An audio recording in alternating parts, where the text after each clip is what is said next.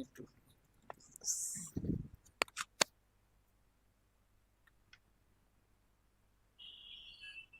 Hello everyone. Actually, we are waiting for the offline students to come. There was some miscommunication and they were conveyed that the class would start at 11 o'clock yesterday. But then again we have informed them that it is at 10 o'clock only. So just we'll start the things in 5 to 10 minutes. Please stay tuned now.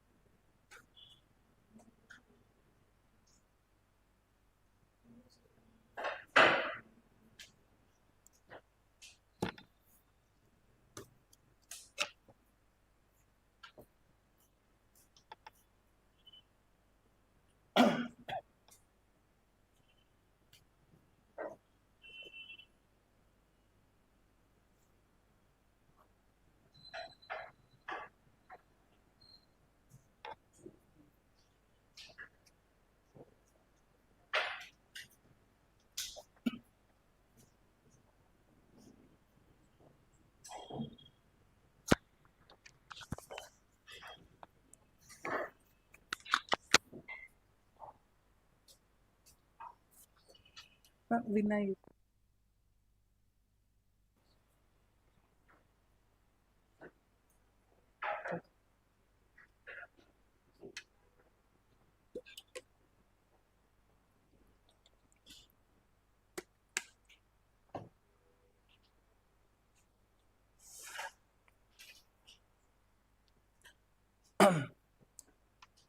Okay, so yesterday's part, did you revise?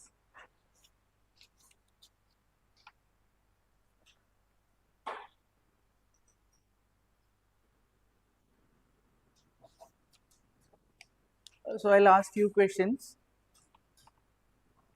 So who suggested the plebiscite during the communal rights?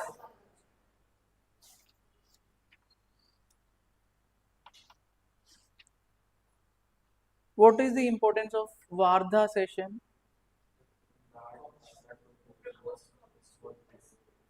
Yeah, yeah. Either, yes, yes. So when was the first time Constituent Assembly offered to India? Right. When did Gandhi resign from Indian National Congress?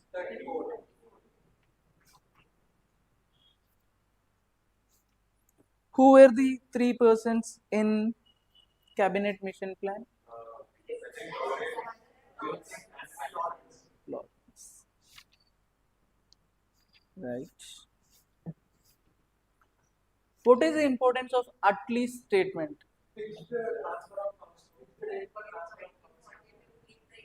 Yes, date. Date is?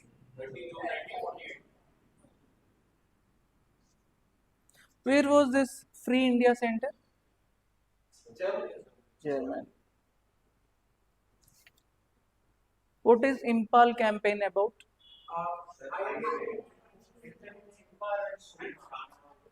Shanavas.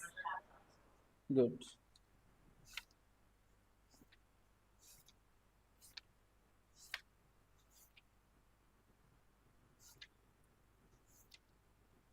I think mostly this timely revision is very important actually. Then you once that is asserted in mind now, then later on revisions become easy. Okay, so individual satyagraha.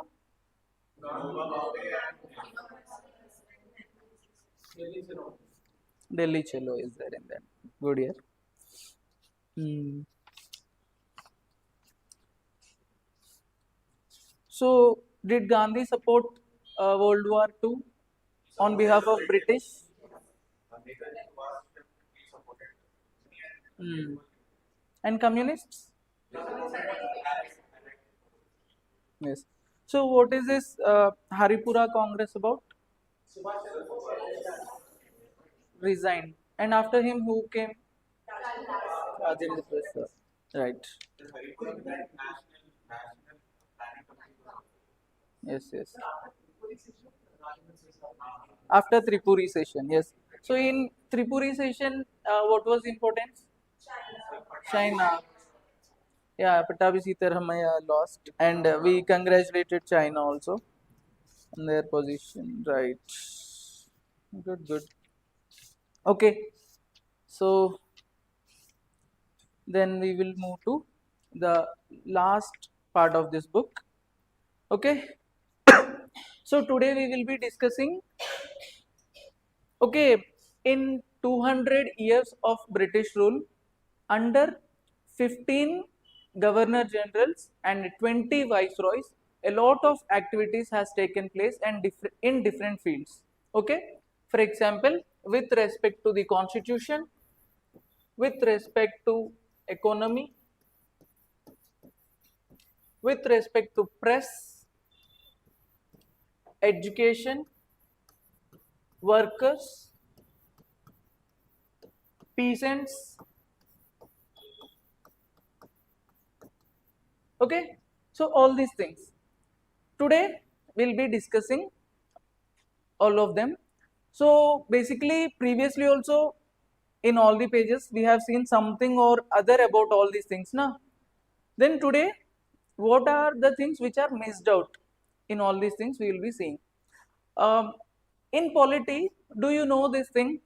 In the chapter Parliament, what is the difference between guillotine closure and kangaroo closure?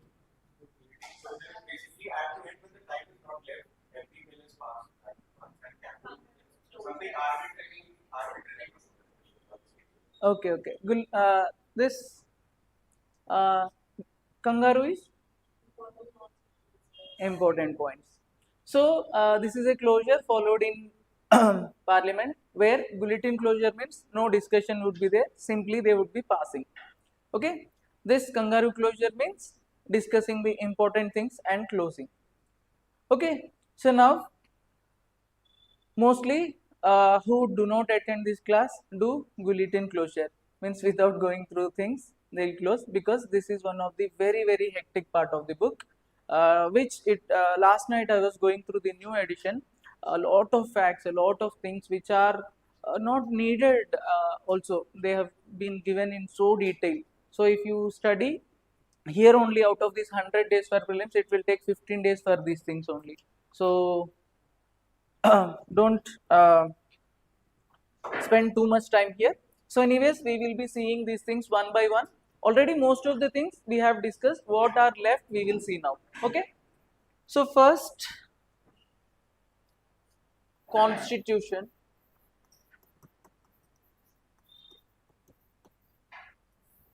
Okay. Regarding the constitution, we know something called charter acts, right? So the queen have been giving a lot of charter acts for every 10 years almost. So apart from that, some constitutional developments also took place under some governor generals and viceroys. Okay. So we will be discussing, okay, coming to the charter acts, there are many charter acts, but please do not read them in the spectrum book, because they are well organized in the polity Lakshmikant first chapter. So here if you read, the substantial matter cannot be gained from the book. But for the convenience, we will be discussing three acts, 1909, 1905, sorry, 1919,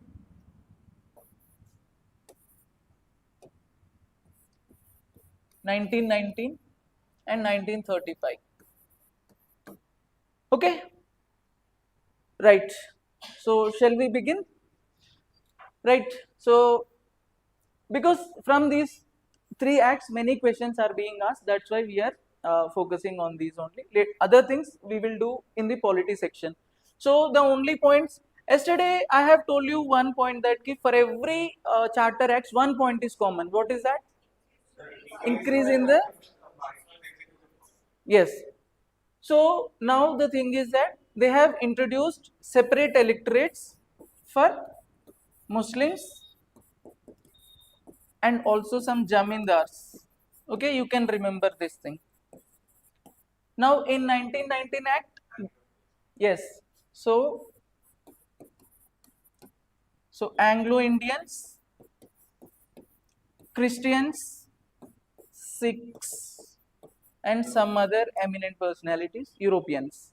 Yes. So this is extended. Okay. Now this is further extended to scheduled caste.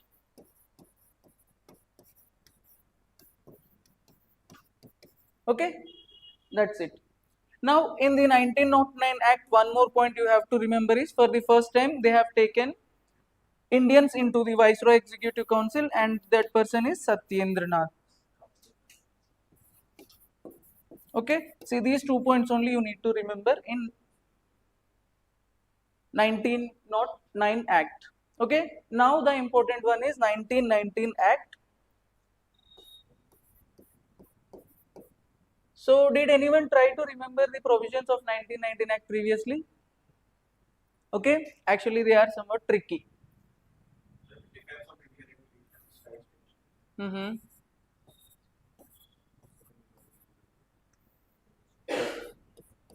Hmm. Right. So in the 1919 Act, we have two lists.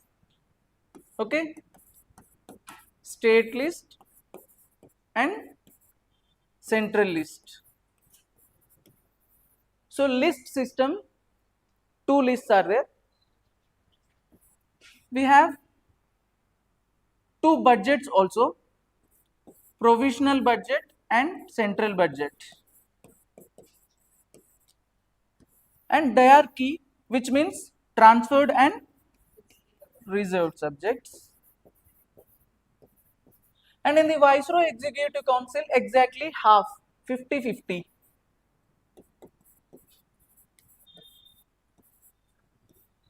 Okay? And then bicameralism means two houses, upper house and lower house. Okay? So these are introduced in the 1919 Act. Also, first time direct elections means voting. Okay? Some High Commissioner is there, you need not remember. High Commissioner for India. Some Public Service Commission.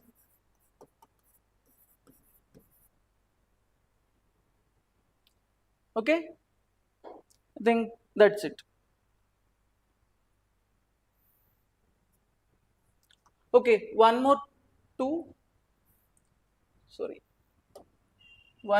is, for the first time civil services examination was held in India and Britain simultaneously. So at two places, civil services in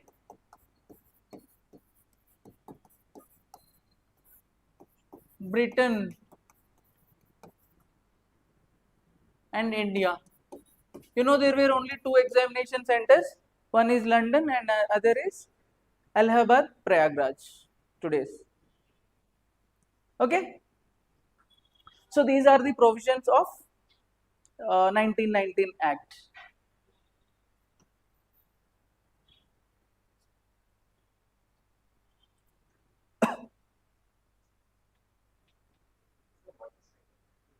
This one, acha, budget.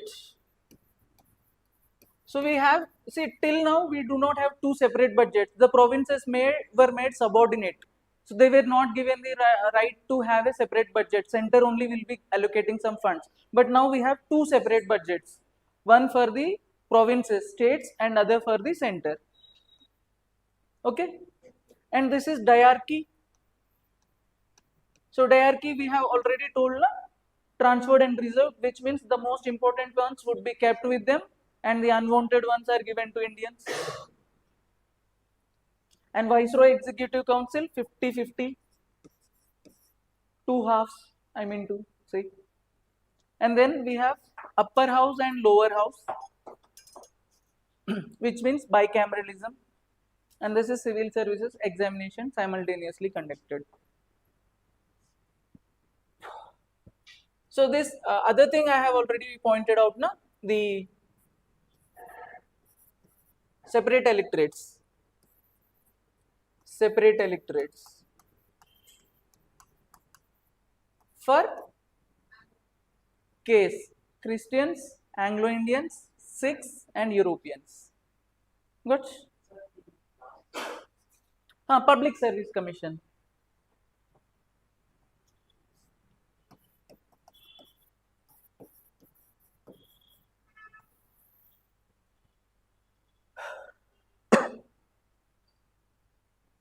Okay, so this is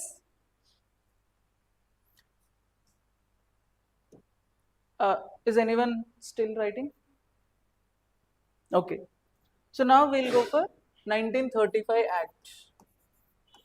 So 1935 Act, what you have to remember is, see, their diarchy is introduced now. Now diarchy is removed in provinces. Okay, in provinces. We have this bicameralism, na? So bicameralism in that 1919 Act was introduced only at the central legislature level. Now it is introduced in the provinces. Okay.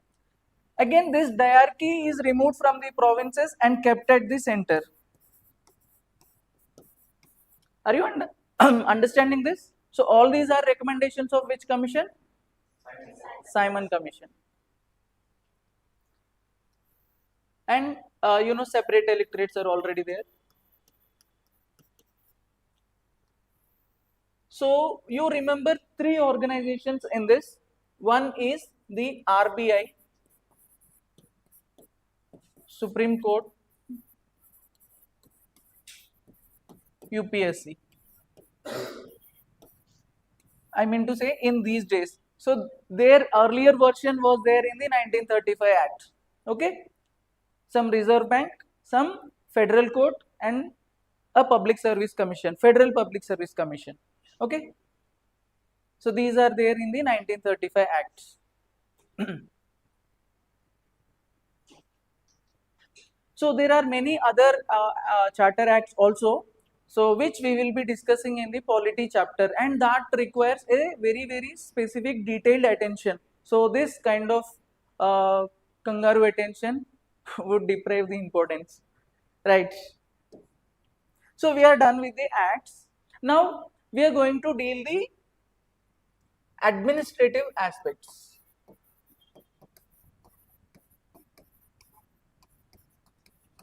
So in administrative aspects, we will be looking at civil services,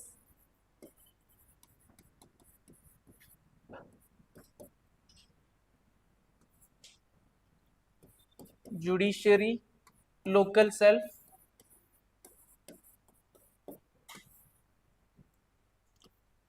police. Okay, so you need to understand that when the Mughals left India, when the Muslim rule got ended, there was certain type of administration already existing in India. Okay, now the British has slowly modernized it with time. First, coming to the civil services, previously under the Mughals we have a different system entirely. Now the first Governor General, Warren Hastings, has introduced the modern civil services in India. But then, as the first person, he couldn't do much. Later on, the important contribution comes from Cornwallis. So, Cornwallis is the important Governor General who is regarded as the father of British Indian civil services. For modern Indian, Sardar Vallabhbhai Patel. So this Cornwallis, why it is so? Because for the first time he has separated the functions. This collector ka works are separated from the police works, and in within the collector works also he has divided into revenue, commerce, and other activities. And then he has increased the salaries of the civil servants so high that they should not be involved in any corruption. And then he has abolished private trade to the civil servants. Okay, but the other thing is that he has also created this covenanted and non-covenanted civil services, which means the covenanted means the important posts are reserved only for the Europeans. So they were telling that the Indians are unworthy of ruling themselves, so that is the reason we should encourage only Europeans. Okay, this was the attitude of Cornwallis, but some form of efforts were done by Cornwallis. So all these things are there now presently. In ethics you must be reading. What are these civil services conduct rules here? 64, right? So civil services conduct rules 64, 65. So these are mentioned also. So please try to remember this guy. First is Warren Hastings, who has, see, almost everything will be introduced by the first guy only, na? So Warren Hastings has introduced, Cornwallis had modernized that, and then a Fort William College was set up by William Bentinck. Okay, William Bentinck to train these civil servants. This is there. Now, actually, only in 1833 the civil services were open to Indians. Okay, were open to Indians, and in 1853 Indians were allocated the center, they received the hall tickets that your center is in London, go and write the exam. Okay, so London was the center. So such kind of denial was practiced by the Britishers to keep Indians away from the administration.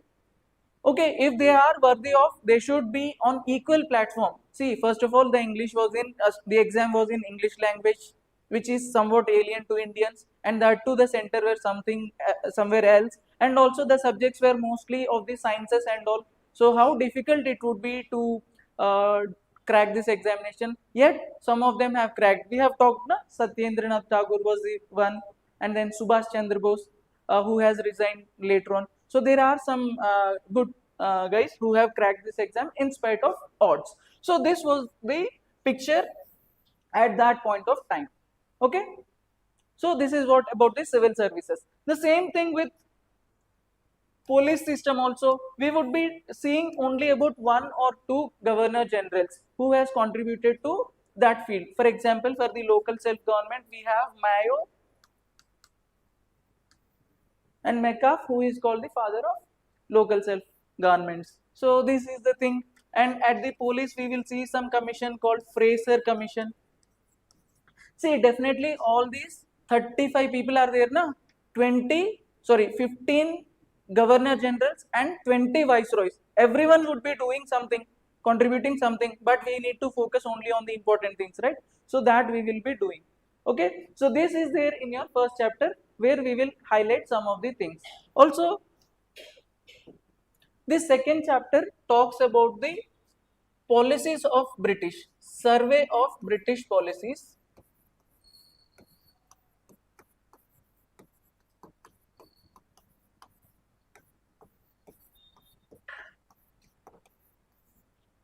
So first we will be talking about revenue policies. So this is not there in the old book. So please write them. Okay. So we have 4 types of revenue policies which are followed by the British. The first one is Ijardari system.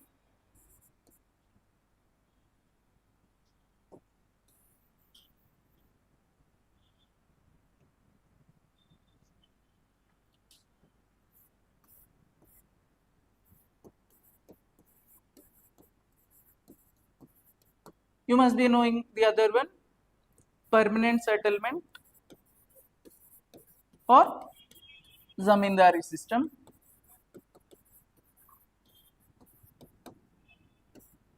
Mahalwari, Royatwari.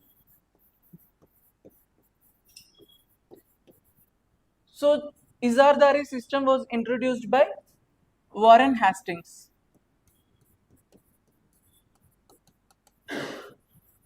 And Zamindari by Cornwallis and Mahalwari by Munro and Reed and Royatwari by Mackenzie.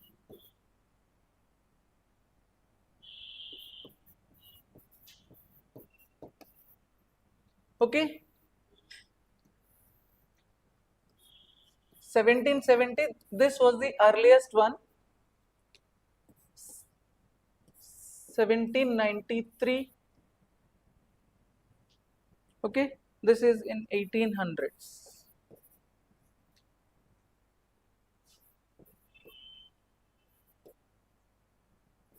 Okay, so this is there. So first coming to the Ijardari system, we have already discussed that also. What is Ijardari system about? Where auctioning to the highest bidder. So auction system. Oh. This is auction system.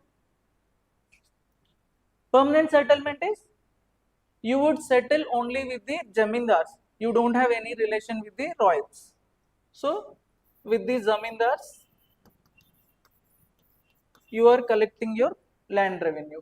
And Mahalwari system, a group Yes, a group of villages or a group is called a mahal, and Roitwari direct. Okay, and where this is, so this was continued in the Bengal region for some time and later on removed because it is very inhuman thing. Now this is in UP, Bihar, uh, and Bengal. Okay, and Mahalwari system is in northwest region, mean Punjab वैसे, and Raitpur in Madras province. So these are the 4 revenue policies. Okay, so in the new book it is there, you need not remember. So in this zamindari, only 20% of the land under British India was in zamindari system. Okay, so just year, I think 1794 we will see now. 1 year after this I remember we will see. Okay. Okay, so these are the 4 revenue policies which are followed by British. Done. Now in your book it is mentioned the policies with respect to the princely states. Okay, with respect to princely states we have 3.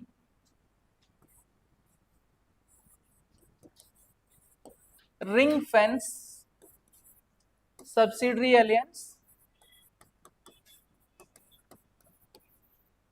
and doctrine of lapse.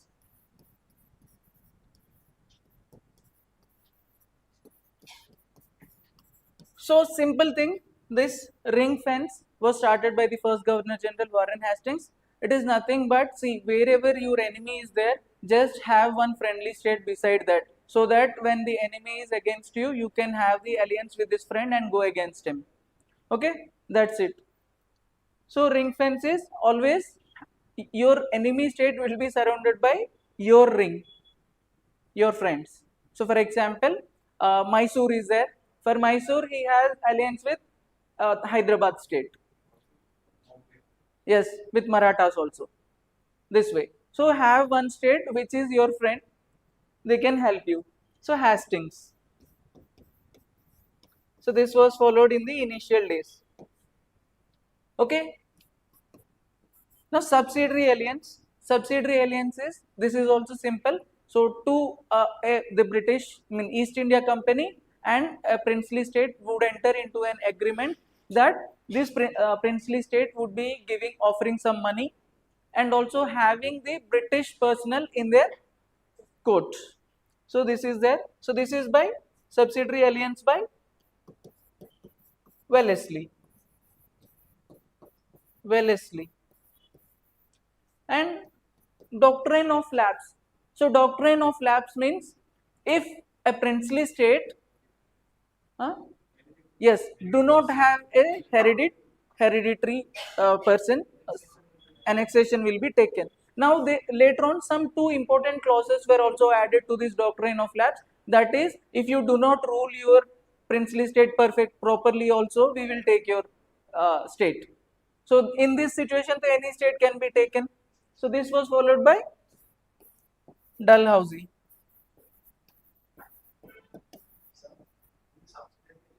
Hmm.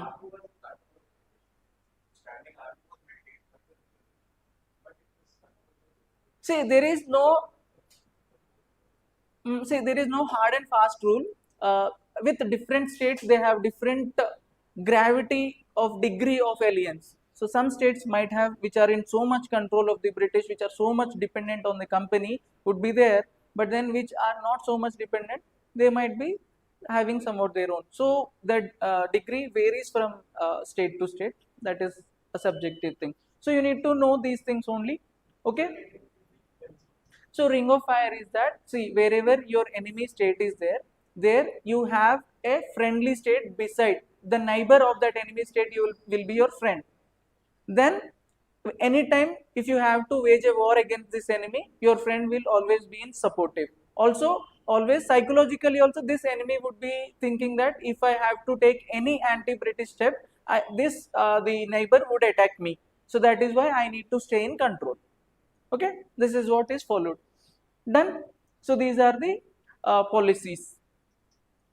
Now, okay, so first we will underline these things and come to the next part. Okay.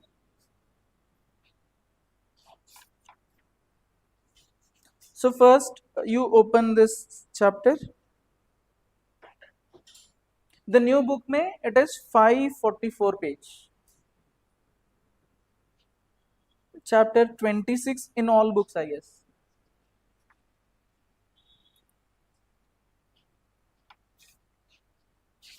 So these charter acts are there firstly, which you can skip. Don't skip for the exam, they are important.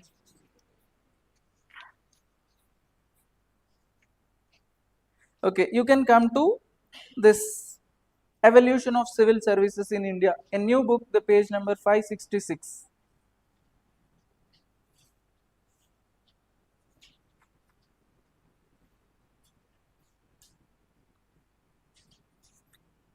So see, these pages may hardly one question comes once in a while. So that is why we will highlight only the important ones. I don't think you will have any time to go deep also later on. So first, Warren Hastings and the Regulation Act of 1773 is the subheading. You can underline the first line only. Warren Hastings is often referred as having laid the foundation for civil services in India. In the evolution of civil services in India topic, the first side heading after one page. Okay, Warren Hastings laid the foundation. Acha, you have Cornwallis. Okay, the new book has Warren Hastings. So Cornwallis and his code is there in the next one. No? See, 567 page of new book. Warren Hastings is there, no? See, definitely by logic also the first Governor General would be doing something, right? So that is there. After that, Cornwallis. So in the old books, Cornwallis is given directly.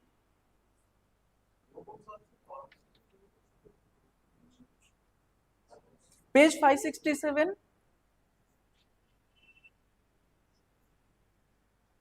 Okay.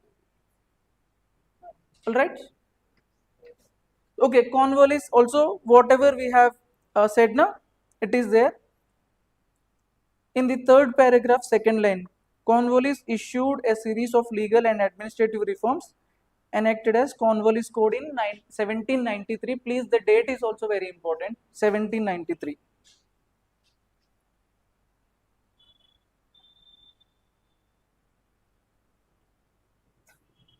Okay, then Cornwallis Code. See, in the old book, you just write beside now Cornwallis Code 1793 and its provisions we have already discussed. I mean, what Cornwallis have contributed to. Okay, the next one is Wellesley Roll. He established Fort William College in Calcutta. I think I told William Bentinck. Just sorry, correct it as Fort William College by Wellesley. Will. So these three things you can write. The next one, Charter Act of 1833. For the first time, open competition was introduced. You can see in the fourth line. It was the Charter Act of 1833 that introduced the idea of competition. So, Kritika, the old book, na, you can write there only. So, first is Warren Hastings, Cornwallis, and Wellesley, and this Charter Act 1833. Charter Act 1833. Open. So, remember this thing is very important. 33, first time open competition. Charter Act 1853, second paragraph, last but 3 lines. Annually at London, the competitive examination was to be held annually at London.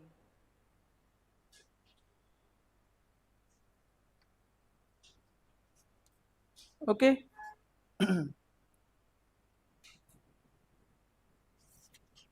Now you have one act also, Indian Civil Service Act of 1861. Indian Civil Service Act of 1861. In old book also it is there. So there in the last line, in 1863, Satyendranath Tagore became the first Indian to qualify Indian Civil Service.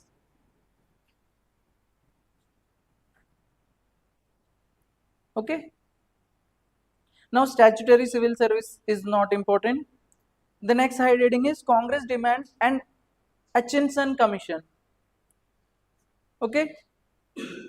So just remember this Hutchinson Commission is related to civil services. So next one more is there, Lee Commission. After Hutchinson Commission, Lee Commission is there. Okay, before Lee Commission, in the 1919 Act, you can see in the last paragraph, Montfort Reforms and 1919 Act is the side heading, where you can see for the first time simultaneous examination for civil services were held in England and India. Okay. And then the next one is Lee Commission. Lee Commission. So you have read only two commissions here in the civil services, Hutchinson and Lee. So you can remember Ali, A and L E. Okay. So Government of India Act 1935, you can see first line only. Act recommended the establishment of Federal Public Service Commission. Okay. The UPSC version. That's it. Next, evaluation of civil services not needed. Next, evolution of police system in modern India is the heading. Police system. So in police system, you can see beginning of colonial rule not needed, role of Cornwallis not needed. Mayo is important. Okay. In Mayo appointed the superintendent of police. Okay, SP system. So because in some other form today also it is being followed now. This is introduced by Mayo. There you can see some name Goyendas spice. So please underline that also. Okay. So later on you have Bentinck not needed, Charles Napier's contribution not needed. This is important. Police Commission of 1860. Because after this committee's recommendation only we have these things na, IPC and Evidence Act, which are now BNSS na, right. So this act is important, Police Act. Just there is an act in this year, that's it, no need to remember other thing. And next page you have Fraser Commission for police. So just remember Fraser Commission is for police reforms. Okay. Next, military under British, you can skip. Development of judiciary also you can skip. In judiciary you need to know only Cornwallis code. So don't write all these things. You can see, you can write there only in judiciary Cornwallis code. So Cornwallis code has separated judiciary and executive for the first time, and today it is in which article of constitution? 50. So separation of executive and judiciary, DPSPs. So Cornwallis code has this separation of revenue and judicial functions. So just write that, not needed.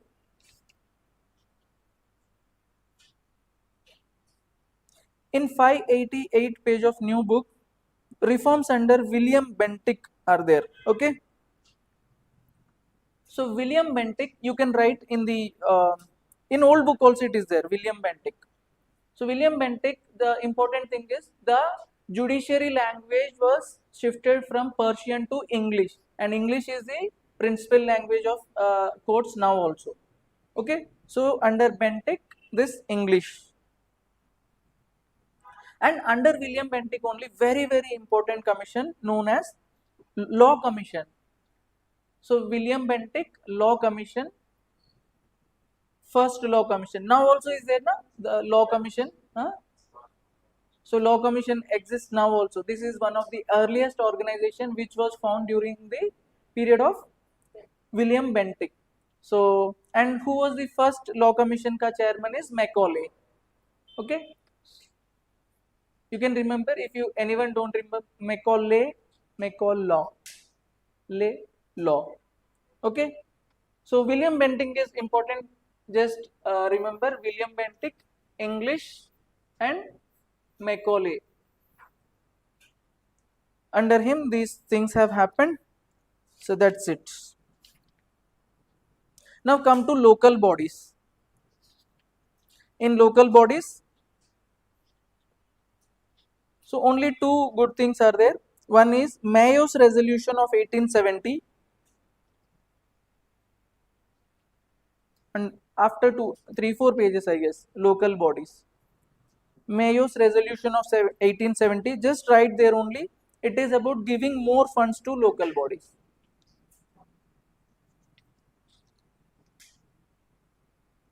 Then Rippon's resolution. Rippon's resolution you can write there only. Why Rippon's resolution is important is, for the first time elections were conducted to the local bodies. So which we are following now also under 73rd and 74th Amendment Acts na. So this had its origin in Rippon's resolution of 1882. So elections, mayor system, all these things happened during his tenure only. So that is the reason he is called father of local self-government. Rippon, you can underline there only the fourth line, father of local self-government.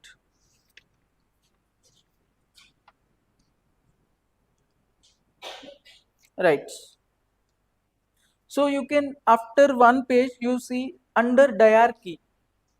Under diarchy in 598 page, local self-government was made a transfer subject under 1919 Act. So transfer subject, it is not reserved. This is about local people, so they do not take any responsibility, just for namesake. So even today it is a state subject, na? Local self-government, right? So that's it.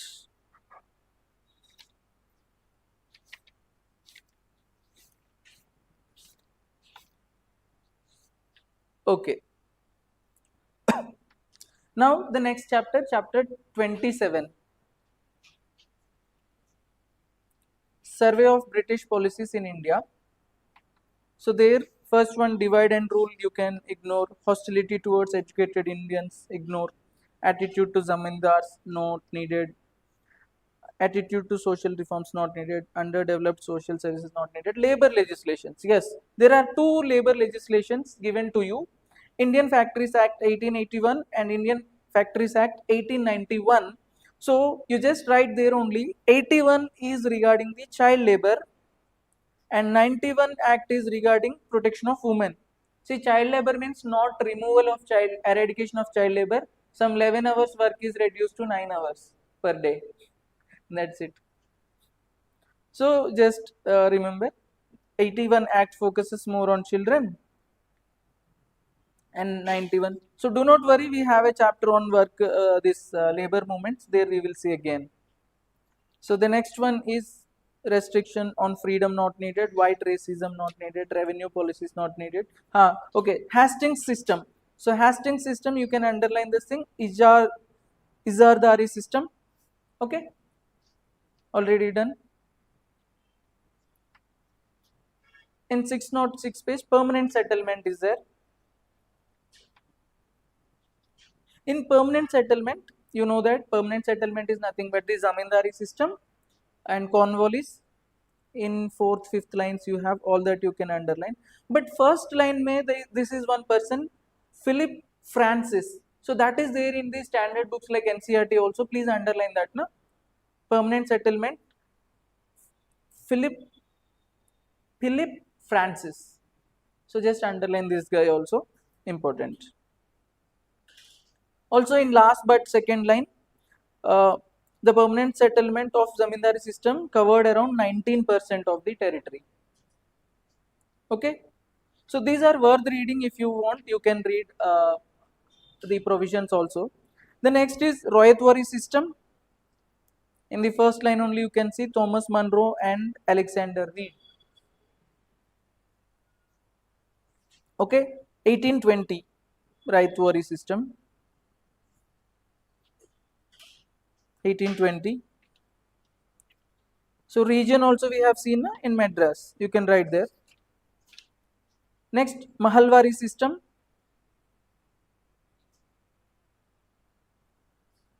In Mahalwari system, second line is there. Holt Mackenzie.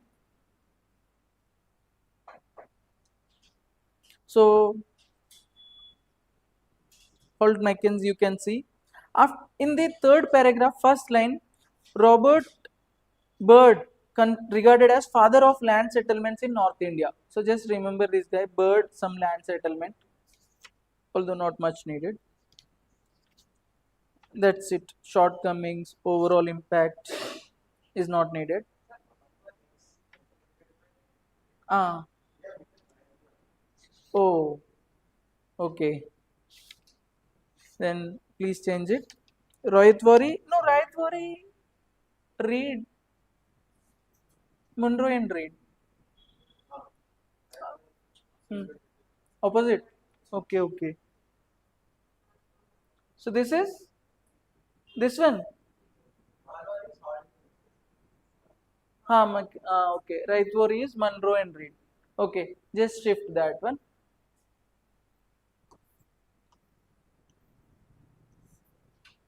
Okay.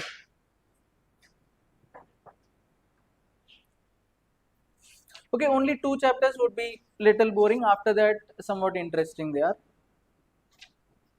Okay. Next,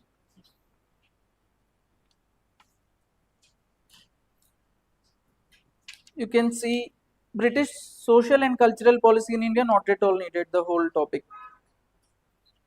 Okay. So British policy towards princely states is there. You can see princely states. So under the British policy towards princely states in third paragraph, you can see this thing, Queen adopting the title of Kaisari Hind, Queen Empress of India in 1876. The date is also important, 1876. Okay. So Kaisari Hind, she has taken the title, which means she is now the officially the Queen Empress of India. That's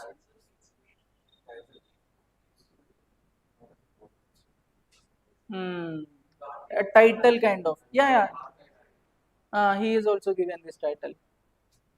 Okay. So Gandhi is given that title for his efforts while serving the in South Africa Boers War. Good. Right. So this Queen is done. Next, you can see evolution of relation between the British and princely state, company struggle, leave. Warren Hastings policy of ring fence, you can see. Just remember that only. It is by Warren Hastings. Now policy of subordinate isolation. In the last, it is there. See the policy of Dalhousie. I think not needed.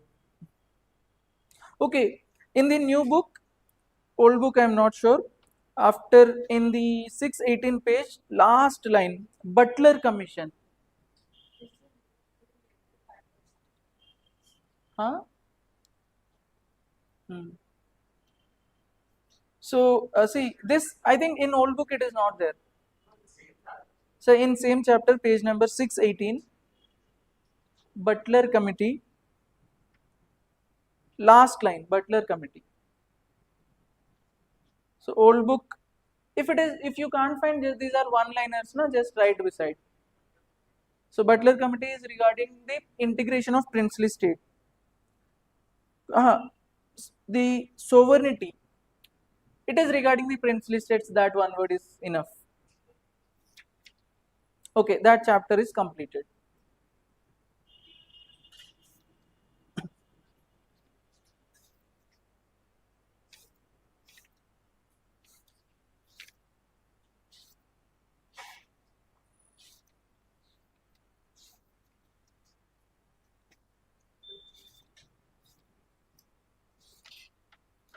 Okay, so the next chapter you have is economic impact. Now,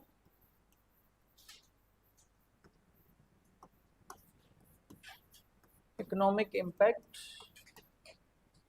of British rule.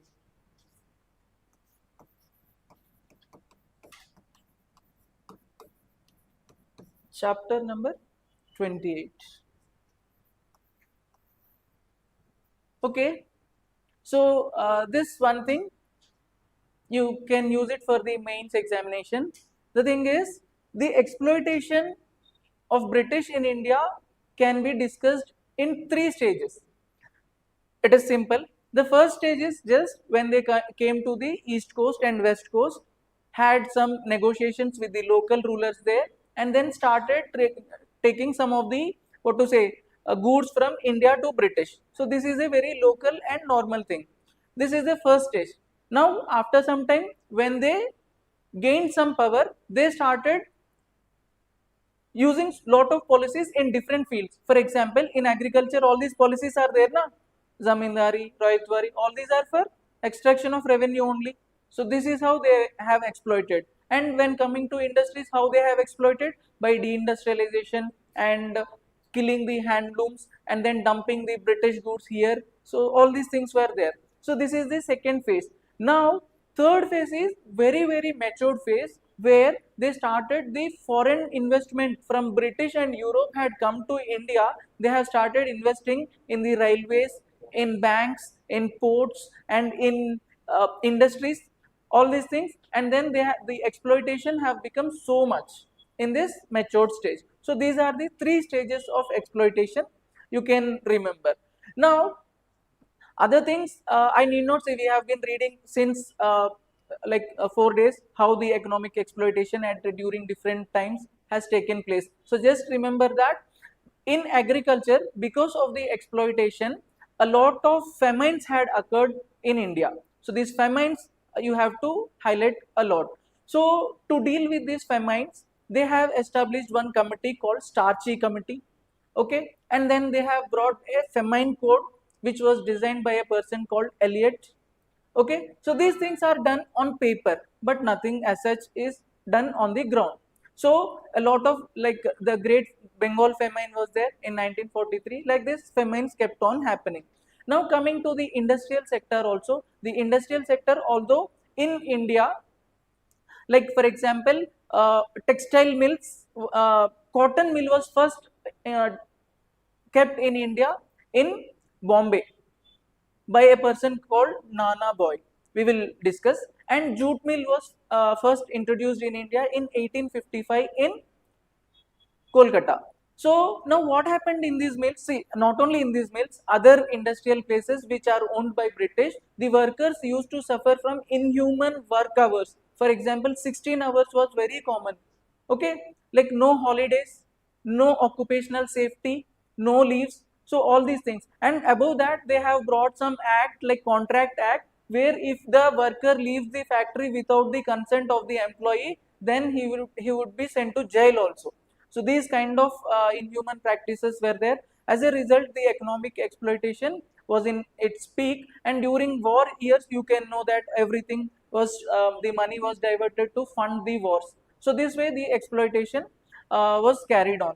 So now Indians has, what to say, Indians have exhibited, like they have shown to all over the world through some writings. For example, Dadabhai Naroji, in his drain theory, drain of wealth concept, he has come up with, by which he has written a book by name Poverty and Un-British Rule in India.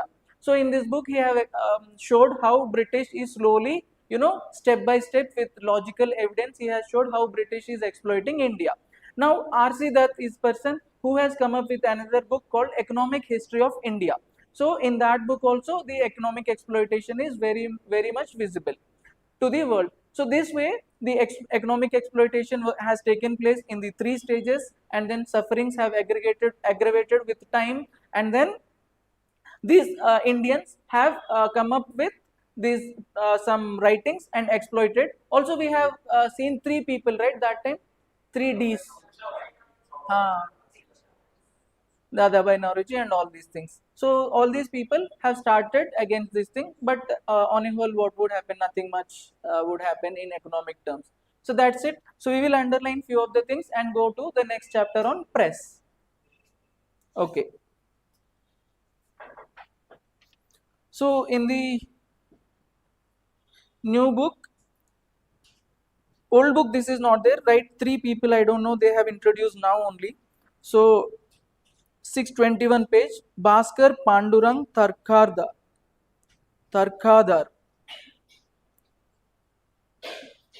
Okay.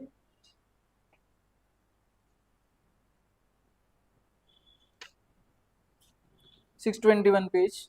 622 also Ram Krishna Vishwanath and Bhav Mahajan. So need not know about them in detail.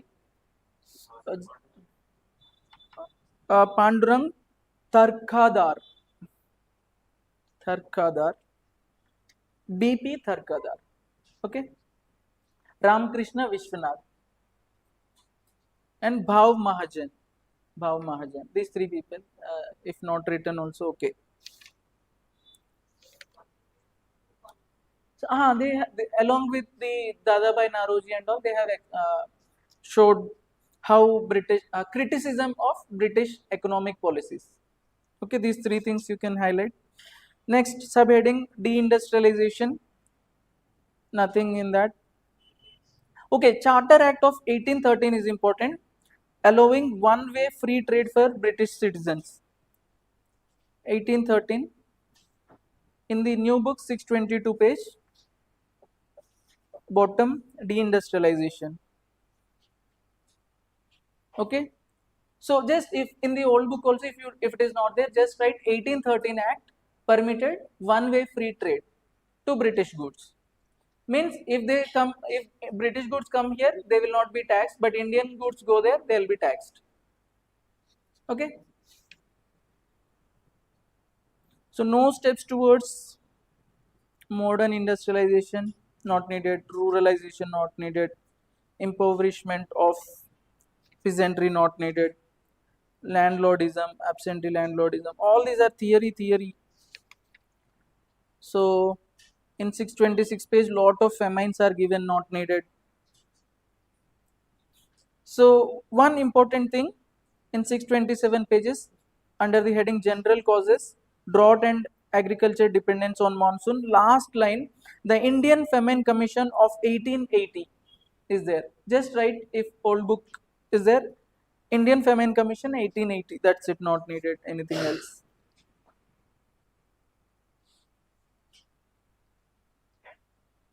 Okay.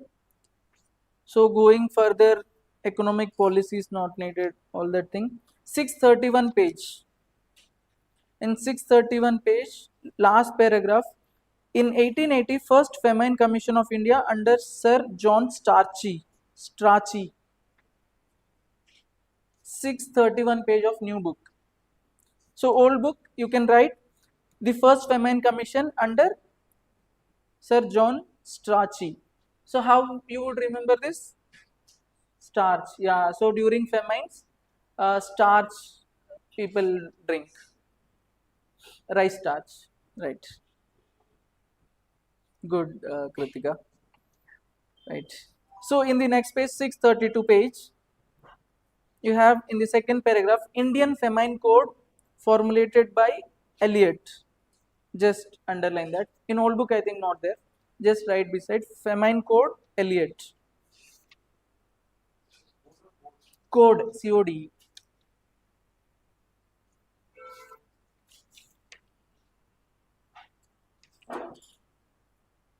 So all other story you must be knowing now. They have introduced the commercial crops like tea, coffee, all these things, rubber, because of that food security is gone, famines are, all these things, we are not discussing those things now. Okay, so in 639 page, last but one paragraph, in old book also it is there somewhere, that in 1853, the first cotton textile mill was set up in 1853 in Bombay by Kovasji Nana Boy.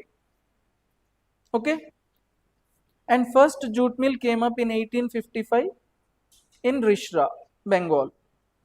Okay, so this is very important. First heading 639 page, bottom say, acha acha, destruction of industry and late development of modern industry. Okay,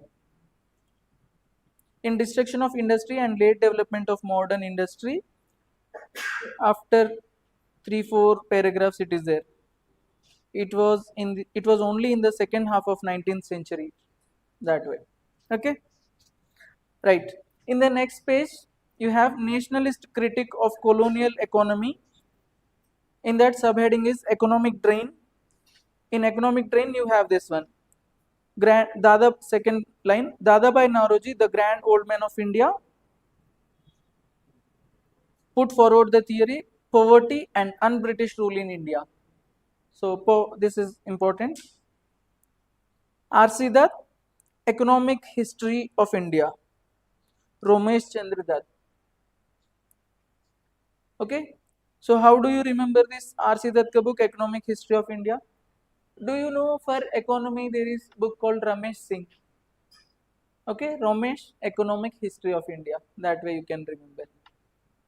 And other P.C. Ray, Prithvi Chandra Ray, his book is Poverty Problem in the India and Indian Famines. In old book it is not there, just right now. P.C. Ray, Prithvi Chandra Ray, he has written a book, Poverty Problem in India and Indian Famines. How you can remember is famine, the land gets totally bad now. So Prithvi is land. You can remember that way. Famine, Prithvi, land. Right. That's it. So later on that 3 stages are explained. You can see that one. Okay. Now we will be coming to little interesting aspects. Press.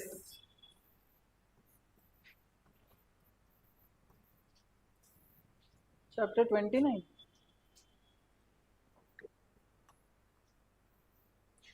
Right.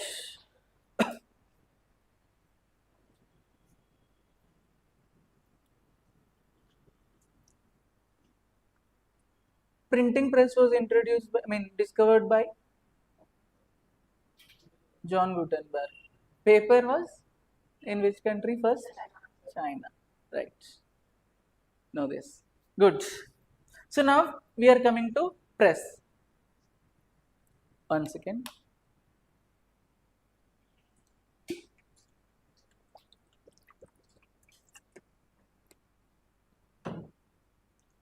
In Telangana, there is one interesting quote. Kaloji is an important writer here. The quote is like this: Akshara Rupam Dalchina Sira Chukka Laksha Medallaku Kadalika. An ink that has taken the form of words can inspire lakhs of brains. Okay, so this way, maybe because of this only. Okay, so the press is something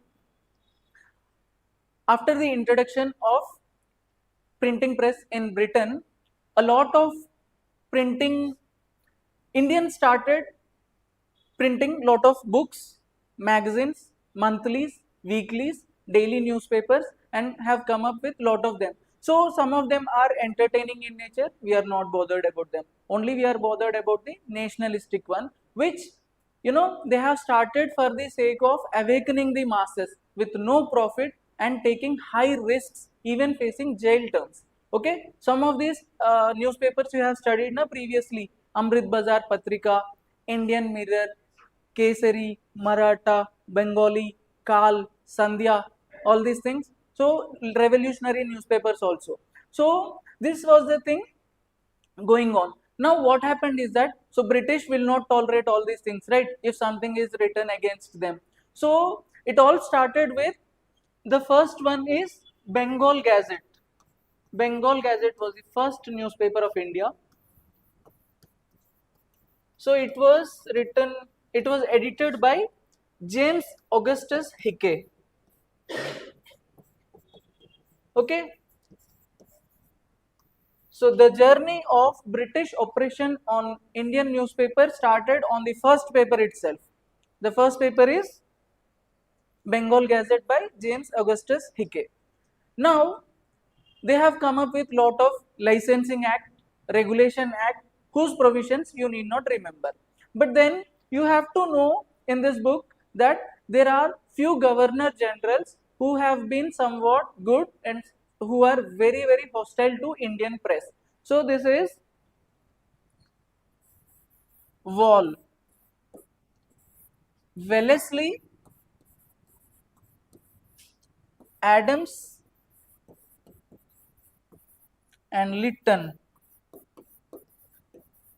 So these are the governor generals or viceroys who are very hostile to Indians, and they have curbed Indian press ruthlessly. Okay. And there are some good people also. Hastings, Charles Metcalfe. So Metcalfe is a very important and good person who is celebrated as the liberator of Indian press. Okay. Yeah. Now among all this, we have to talk about this guy, Lytton. Already we have discussed Vernacular Press Act. So now what is Vernacular Press Act is about is, firstly by name itself, it applies only to vernacular language and not to English newspapers. Again, a lot of restrictions are there. You can see that firstly, for every editorial or article published in a paper, you have to give the name of the publisher, so that British can go and attack immediately. You have to give the place where it is edited, okay, time also, all these things. And for some of the prohibited articles, you have to take permission also. And then the whole responsibility is given to district magistrate to oversee the implementation of this Vernacular Press Act 1878. And district magistrate ka decision is final, and there is no appeal also, and it is everything arbitrary. So this kind of very inhuman practices in press were going on under the Lytton administration. Okay, so do you remember other aspects what Lytton has done? Ah, uh, Age of Civil Services. Good, good. So this is with the Vernacular Press Act. Now one newspaper is there, Amrit Bazar Patrika. Okay, Amrit Bazar Patrika. In the night when this Vernacular Act is going to be implemented, it has converted itself from vernacular to English language. Okay, so this is important. Vernacular Press Act, Amrit Bazar Patrika. It has converted itself overnight to English to escape the Vernacular Press Act. Okay, now there are many journalists who have faced prison, but then two are very important. Firstly, Surendranath Banerjee was the first journalist to be arrested. Okay, one point. Second thing is that the important journalist was Bal Gangadhar Tilak. So what happened is that Bal Gangadhar Tilak had been writing some, the British accused that he was writing some communal writings. For example, he was writing that Shivaji has killed some Afzal Khan and this is good only, and everyone should kill the other community, hostile enemies like this. Now, at that point of time in Maharashtra, plague is going on. Okay, and there is a commissioner called Rand. Now, inspired by the Tilak's writings, some people, two brothers called Chapekar brothers, has killed this Rand. Okay, now British has accused that these people killed Rand because of your writings only. Okay, now that is the reason he was taken to jail. So this is the time where the people had supported Bal Gangadhar Tilak and his important title Lokmanya. Lokmanya Tilak was given at this point of time only. Okay, so these are the important things about press. Also, we will be seeing some of the important newspapers and their editors. So, for example, Amrit Bazar Patrika is there. This is by Sisir Kumar Ghosh, and then Indian Mirror by N. Sen, and this Hindu by Subramanya Iyer. All these things are there. So, we will be discussing that things now. So, you are clear that with this, the press, Vernacular Press Act, and these three are bad guys, and these are somewhat okay guys, right? We will see now. First, Chapter 29, Development of Indian Press. So first line only.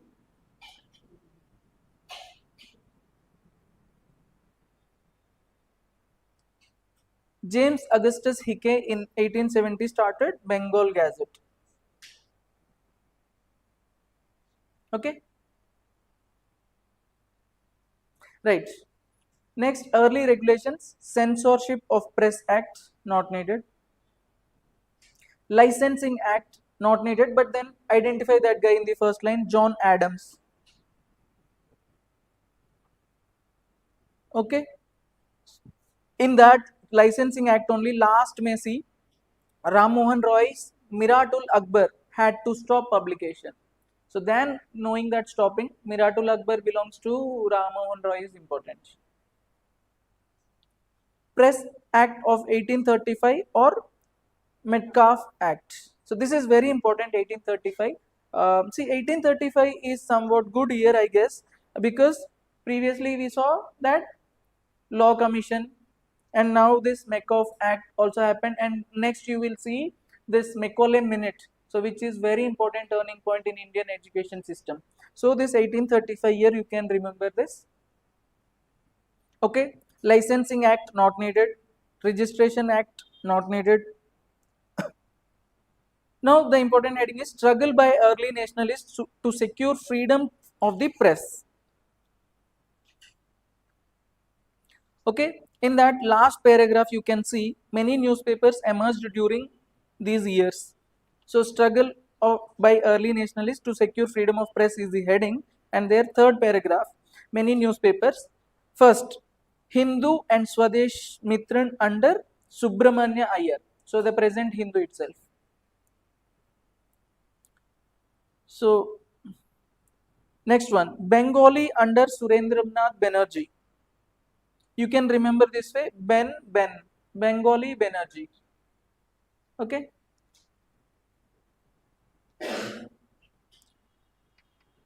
Voice of India under Dadabhai Naoroji. So Dadabhai Naoroji's voice.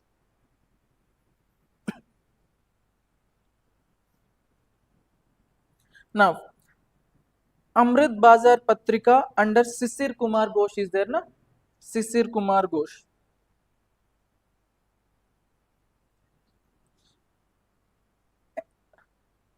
This is important. Please remember by Sisir Kumar Ghosh. I remember this like Sisir is sis is sister. Bazar, some sister went to Bazar to buy something. That way I remember. Ghosh. Okay. So anything that fits you, you can write. So I remember that sis Bazar, right? Next one you have is Indian Mirror N. Sen. So how do you remember this? Indian Mirror N. Sen. In mirror, same image, same mirror, right? Next, Kesari and Maratha of Bal Gangadhar Tilak is well known, right? Now, Sudharak under Gopal Ganesh Agarkar. So we have read that time also, no? So Sudharak is good way, Ganesh ji, good way, like that. The next one is Hindustan and advocate under G.P. Verma. So I just remember this way. There is an Hindustan advocate by name G.P. Verma. Okay, so you can make any code. So Vernacular Press Act 1878 is there. Next heading. So all the provisions you need not remember literally, but then at the end of Vernacular Press Act, last but third paragraph, incidentally, Amrit Bazar Patrika turned overnight to English to escape the VPA. Is it there in your books? In old book also it is there. Under Vernacular Press Act, last lines. Okay. After that, the heading is Repression Against Nationalist Journalist continues. First one, Surendranath Banerjee became the first Indian journalist to be imprisoned.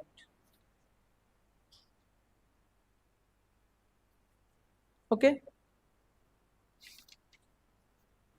Next, so there is a story of Tilak which I have told. You can see. The only thing is that during his arrest as a journalist, this Lokmanya title is given. So that story is there in all that lines. You can see. Newspaper Indictment Act, Incitement of Offence Act 1908 not needed. Indian Press Act 1910 not needed.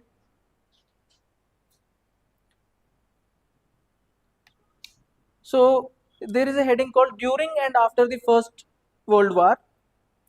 In the third line you have see, in 1921 on the recommendation of press committee chaired by Tej Bahadur Sapru, Press Act were repealed. So you have to remember that Tej Bahadur Sapru committee is related to press. In 655 page number at the end, last but one paragraph. So in new books, I think it is highlighted in some box also. Okay, so just one word, Tej Bahadur Sapru committee is related to press. That's it.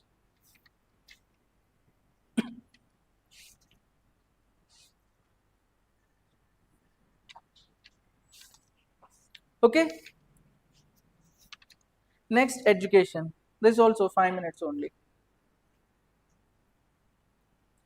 Okay, this here now in your book it is not there, but in standard books it is there. Along with Hastings and Mekoff, there is one more guy. I'll tell you. Rippan. Okay, so Rippan is also good in supporting Indian press. Okay, so these three are good. Done. Chapter 30.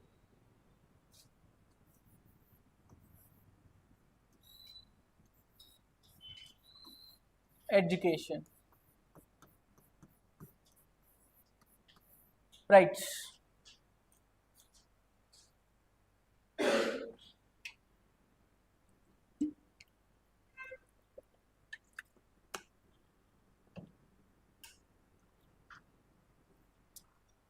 Okay, so firstly,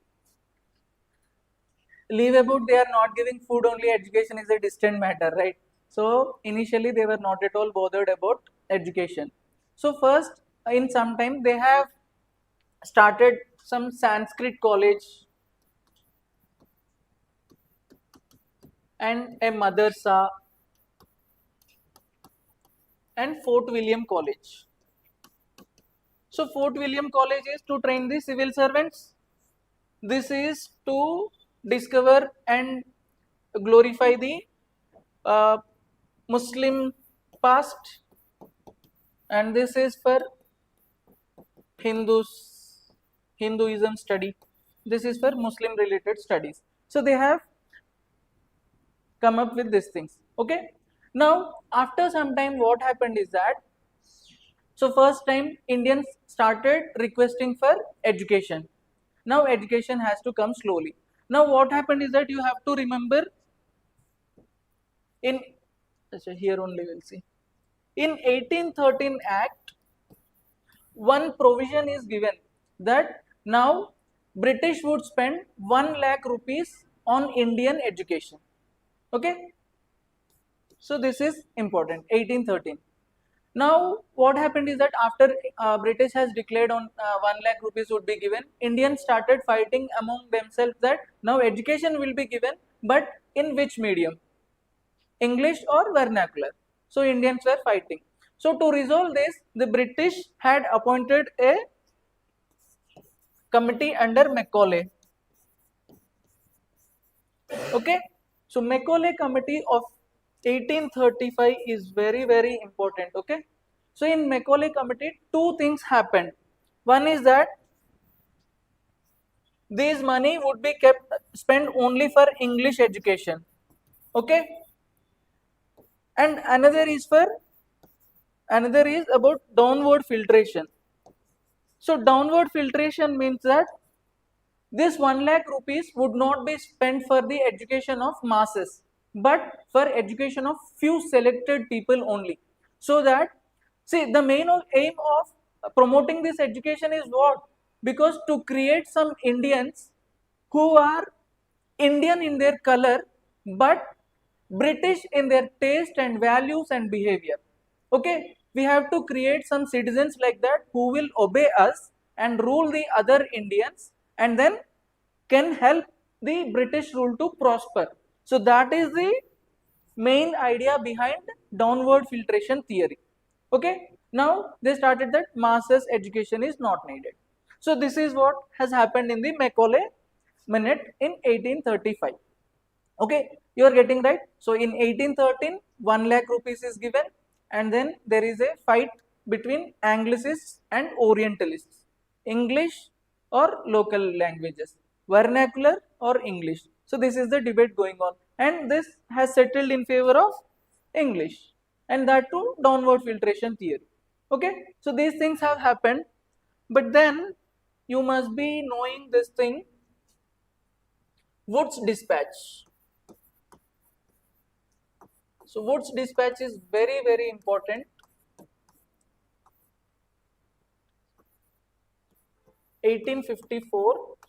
Okay, this is called Magna Carta of English education in India. Okay, so here why? Because it has reversed the trend that was proposed by Macaulay, and now masses education will be taken. Okay, masses education, female education, private education, education in vernaculars up to primary level, and then in English at higher level. Okay, this way, and vocational courses along with scientific courses.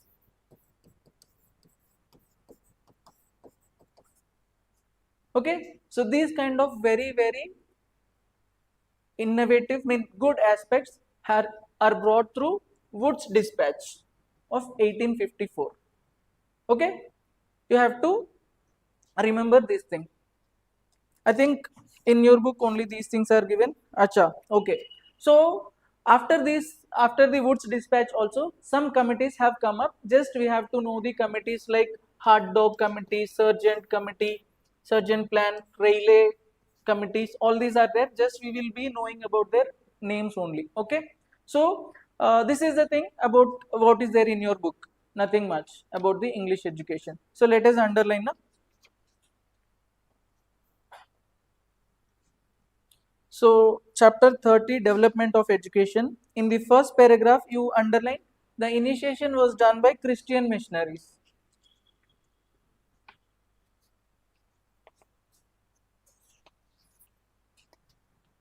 Okay. Now this is there, Calcutta under the company rule. 3 educational institutions. This is a PYQ also, which was asked in this book previously only it is there. So if you read this book, the question can be answered. Calcutta Madrasa by Warren Hastings. Sanskrit College by Jonathan Duncan. And Fort William College by Wellesley. So this is already asked. You can just remember. Just the initiation, the beginning of English education has started with Christian missionaries. So under company rule, you have underlined these three things, right? Now, humble beginning, Charter Act of 1813. Okay.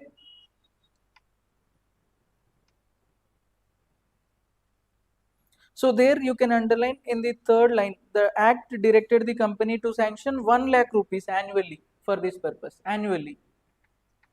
Underline that. And then Orientalist Anglicist controversy, that you need not say. Lord Macaulay Bennett is there write with your pen there only. English education and downward filtration theory. If you read all the lines, you will get only these 2 points.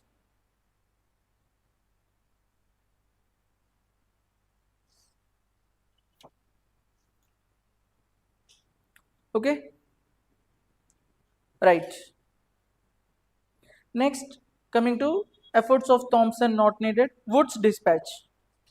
Okay? Wood's dispatch. Um, this is so important. You can use this code MSP-TVVF. MSP. You know MSP, right? Minimum support price. TVF. Do you watch TVF videos? Viral fever. The viral fever.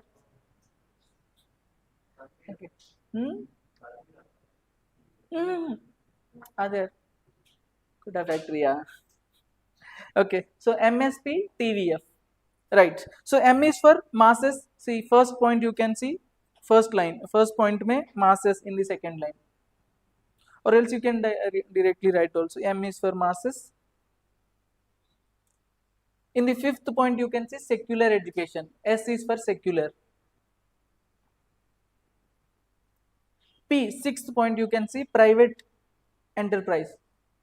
Private education.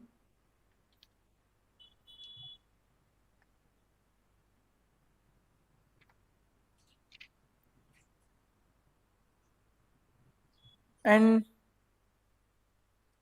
private education is done, right? So T is for teacher education.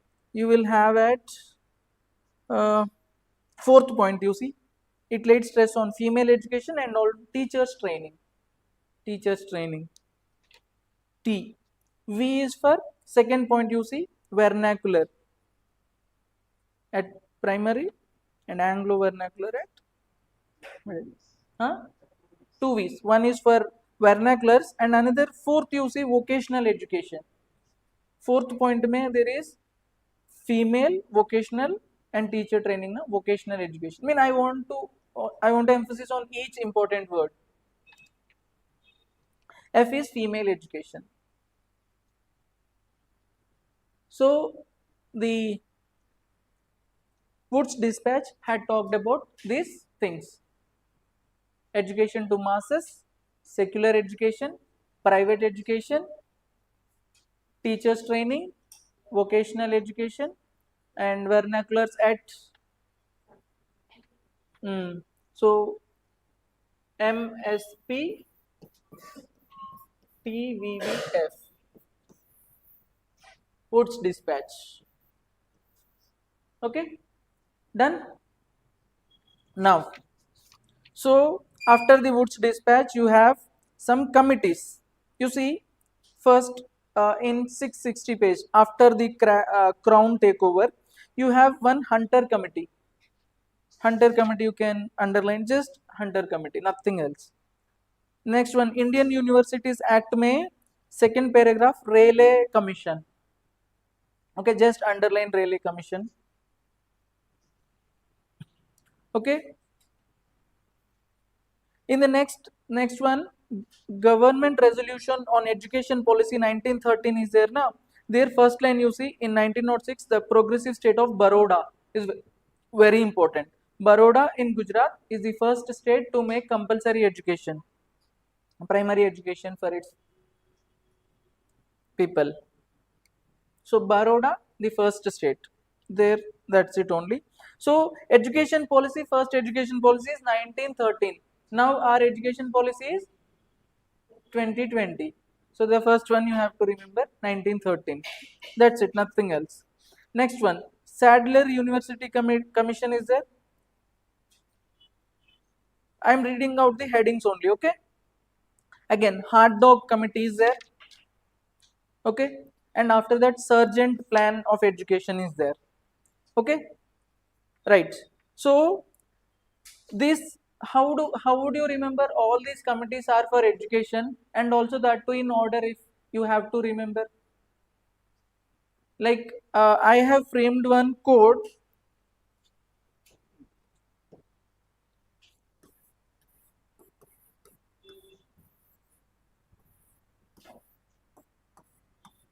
Harish, okay? H for hard dog. Nee, first is hunter na? Hunter. Hunter, Rayleigh, Sadler, hard dog, sergeant.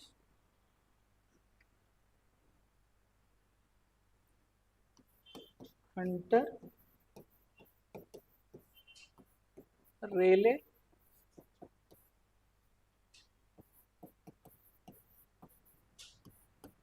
Sadler, hard dog, Sadler. Sorry, sergeant. Sergeant plan na?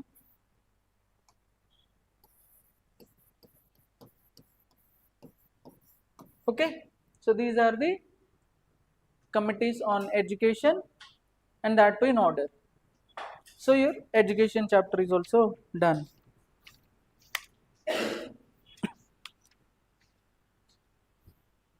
Now, so last two chapters only. Okay, 31 chapter peasant.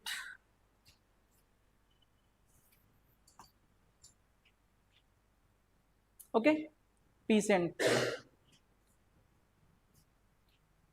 I'll try to draw an India map.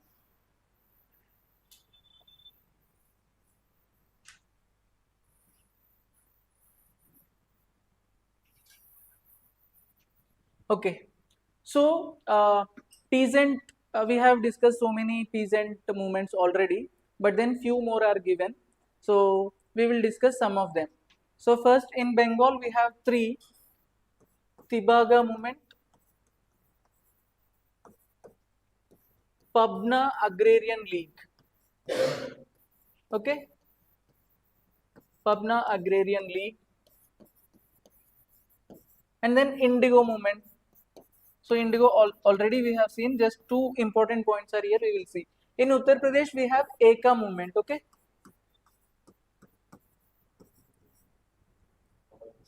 Awadh Kisan movement, Awadh Kisan, UP Kisan, and then this Bihar में All India Kisan.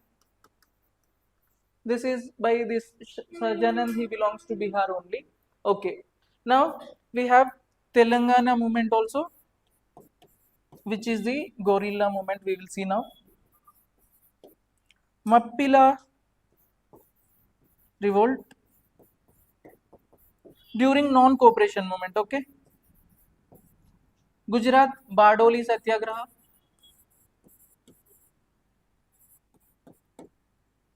And Kirti Kisan movement in Punjab by Gaddar. This is not there in the old books.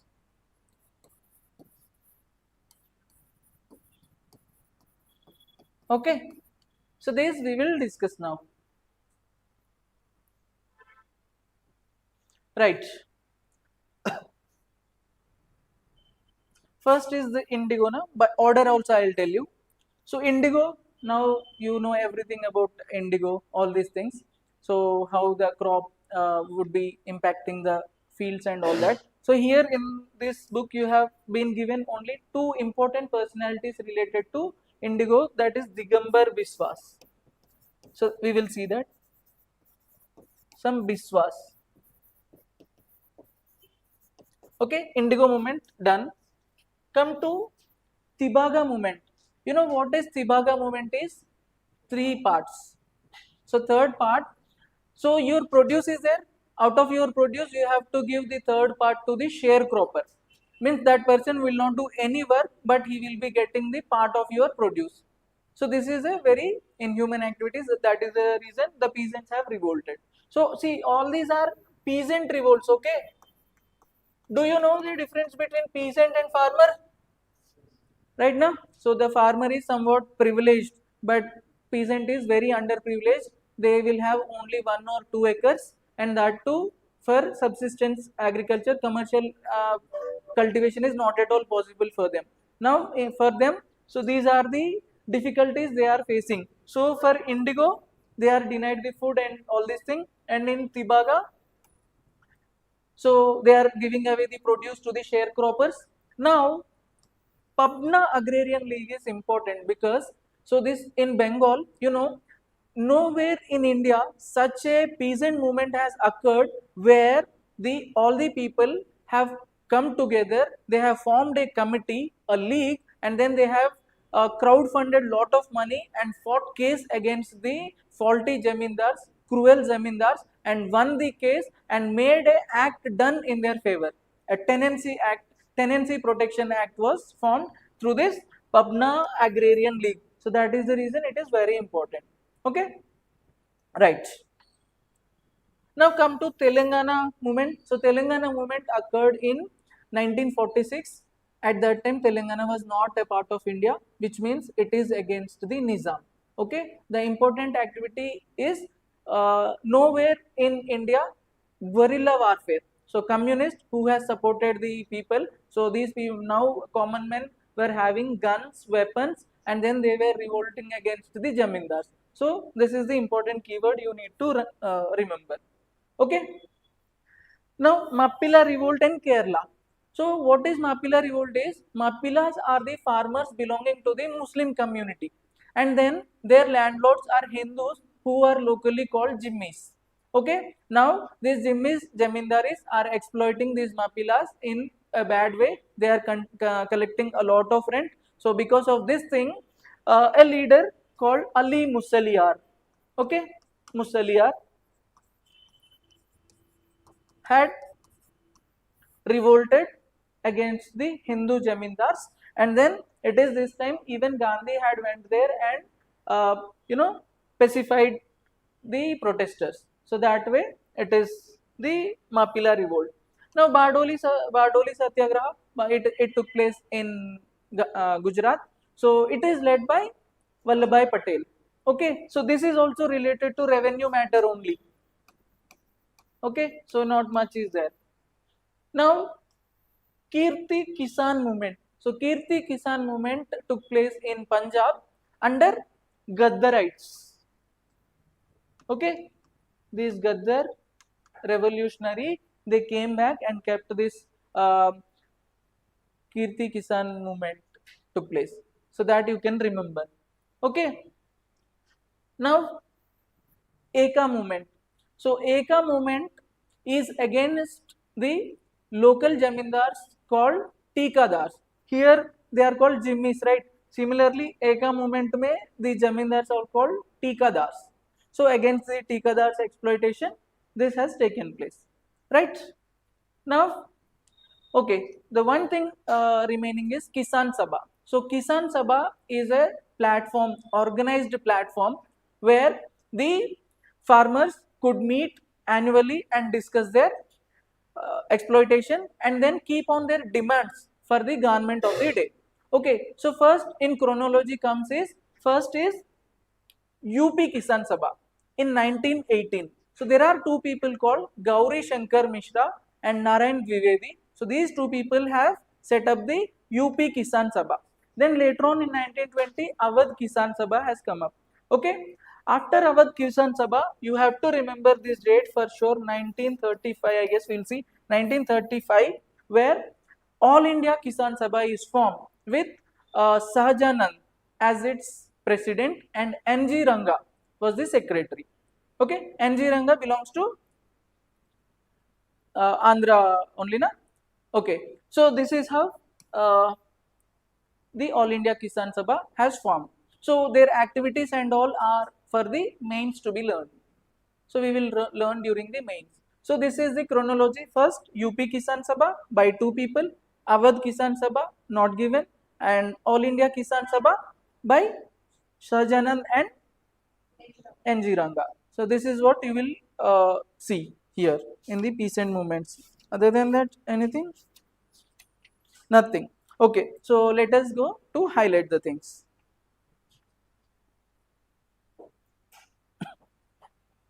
So peasant movements is the topic.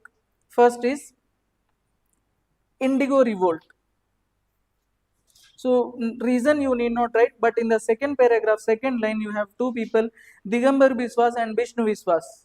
Okay, just underline those 2 guys, Digambar Biswas and Vishnu Biswas. How you will remember? How I remembered is Indigo is a Indigo recent crisis. Vishwas mean your trust, right? So after the recent Indigo crisis, Vishwas has come down on Indigo. So you can remember that way. Indigo, Vishwas. Right. Okay. Pabna Agrarian League, you can write 3 things. It is in Bengal, and legal resistance is a good word to you can use. Legal resistance, and Bengal Tenancy Act was formed.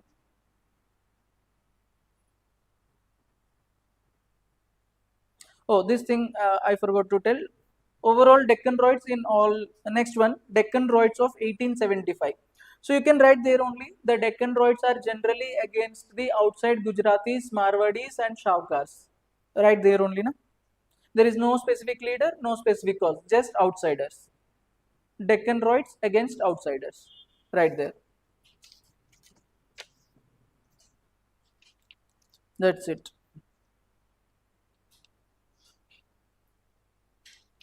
So one important point is there in 677 page. In old book it is not there.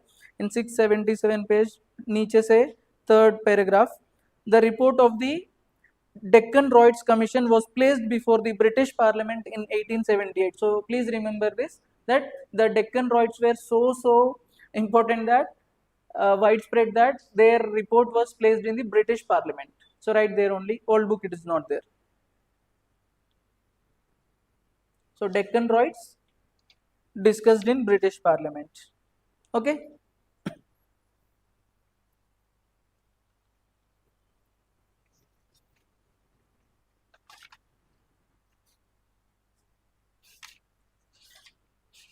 Okay. And then next one, Kisan Sabha movement.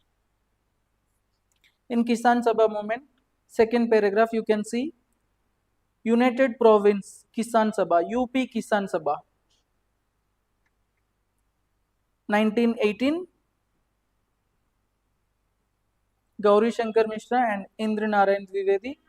So Mishra and Dwivedi both are Brahmins. You can just remember as a hint.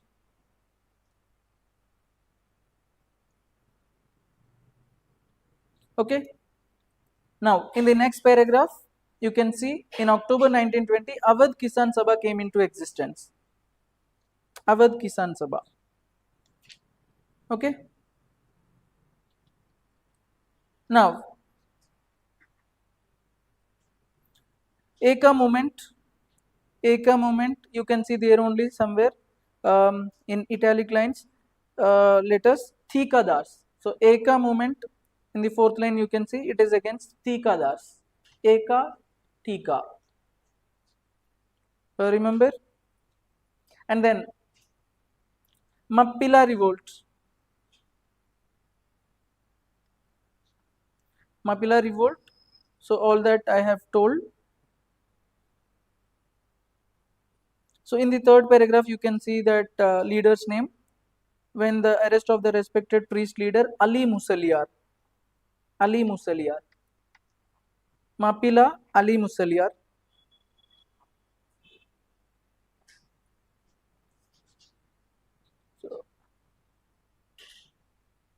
So like I remember by one Telugu code, Pilla is used for smaller version, and Musali is used for the elder ones. You can use that if you want. So Mapila revolt, Musaliyar.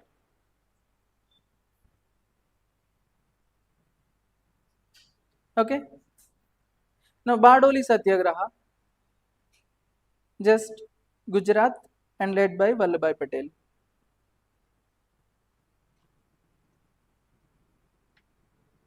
Okay. Now again, in the first paragraph, last line only, K.M. Munshi and Lalji Naranji resigned from Bombay Legislative Council in support of this movement. You can, in old book, I don't know if it is there.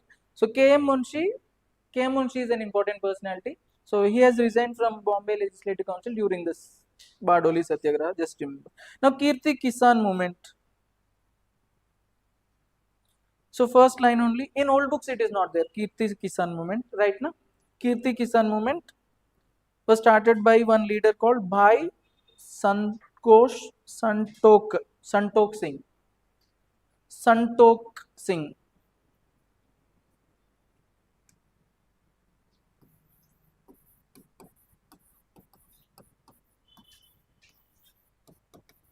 Okay, Kirti Kisan movement by this guy, and these are Gaddarites, Gaddar party. The reasons are again generic. I mean to say generic means known, not downplaying them that they are not important. Okay. Now next one also is given in some in book, Mujara movement.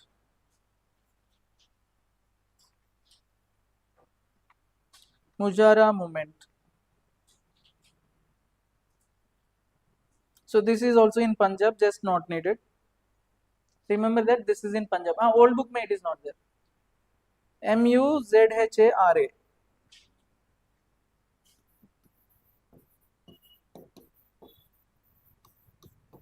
So Mujara movement is also in Punjab. Just that's it. Now come to 683 page mein you have All India Kisan Congress. All India Kisan Congress. So 1935 I said na, 1936. Founded in Lucknow is also important. All India Kisan Sabha in Lucknow in 1936. Swami Sahajanand. So don't confuse with Shraddhanand. Sahajanand. Okay. Swami Sahajanand as the president. Saraswati. Swami Sahajanand Saraswati as the president, and N.G. Ranga as general secretary. There Indulal Yagnik is also there. If you want, you can remember. Okay. Now peasant activity in provinces not needed. No, peasant activity in provinces may Andhra Pradesh, you can see in Andhra Pradesh, fourth line, N.G. Ranga set up the India Peasants Institute. Okay, just underline that. Na? So, not needed. Bihar, you have already known this. Sahajanand Saraswati, not needed. Punjab, not needed. During the war, not. So, Tibaga movement is next one. Tibaga. So, you just need to know Tibaga is in West Bengal region, and due to this Tibaga, 2/3 share to sharecroppers. And the next one is Telangana movement.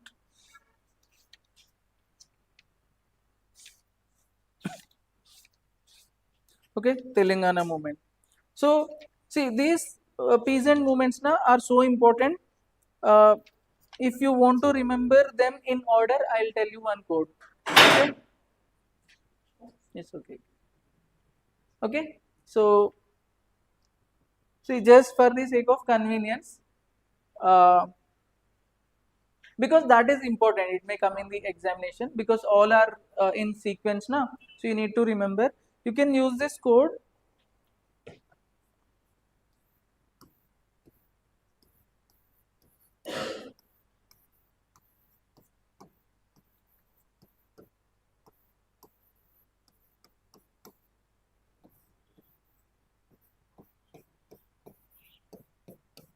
Okay. I for indigo. Next, P for Pabna. Kisan Sabha, na? That only? Nee, Kisan Sabha only. Eka. Mapila. Bardoli. Kisan. This is Kirti or?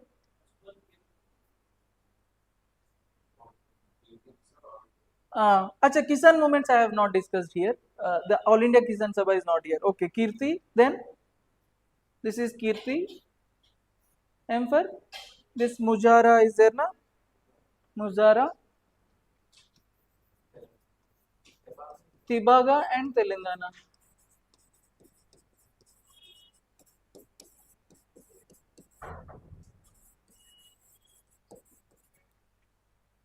Okay, Indigo, Pabna. This is Kisan Sabha. Okay, Eka, Mapila, Bardoli, Kirti. Okay, this. Done. So this way, order also can be remembered if asked in the exam.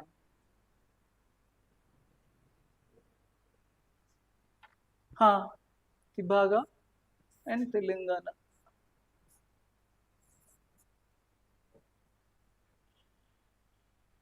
This Mujara is there na? Acha, it is not in your book. Okay. This way, the order also can be remembered. So you know which peasant movement is where, and important leaders, the reasons for them, and the order also. Okay. So Kisan Sabha mein you have to remember three only. UP Kisan Sabha 1918, Awadh Kisan Sabha 1920, and All India Kisan Sabha 1936 at Lucknow. And who are with UP Kisan Sabha? Two guys, Narayan Trivedi and Gauri Shankar Mishra. And with this All India Kisan Sabha, Sahajanand Saraswati and N.G. Ranga. Right? Got it? Right. So now we'll move to the last chapter, working class.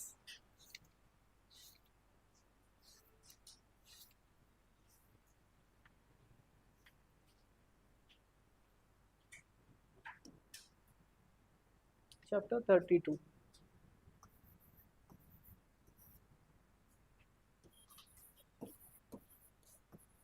Working class.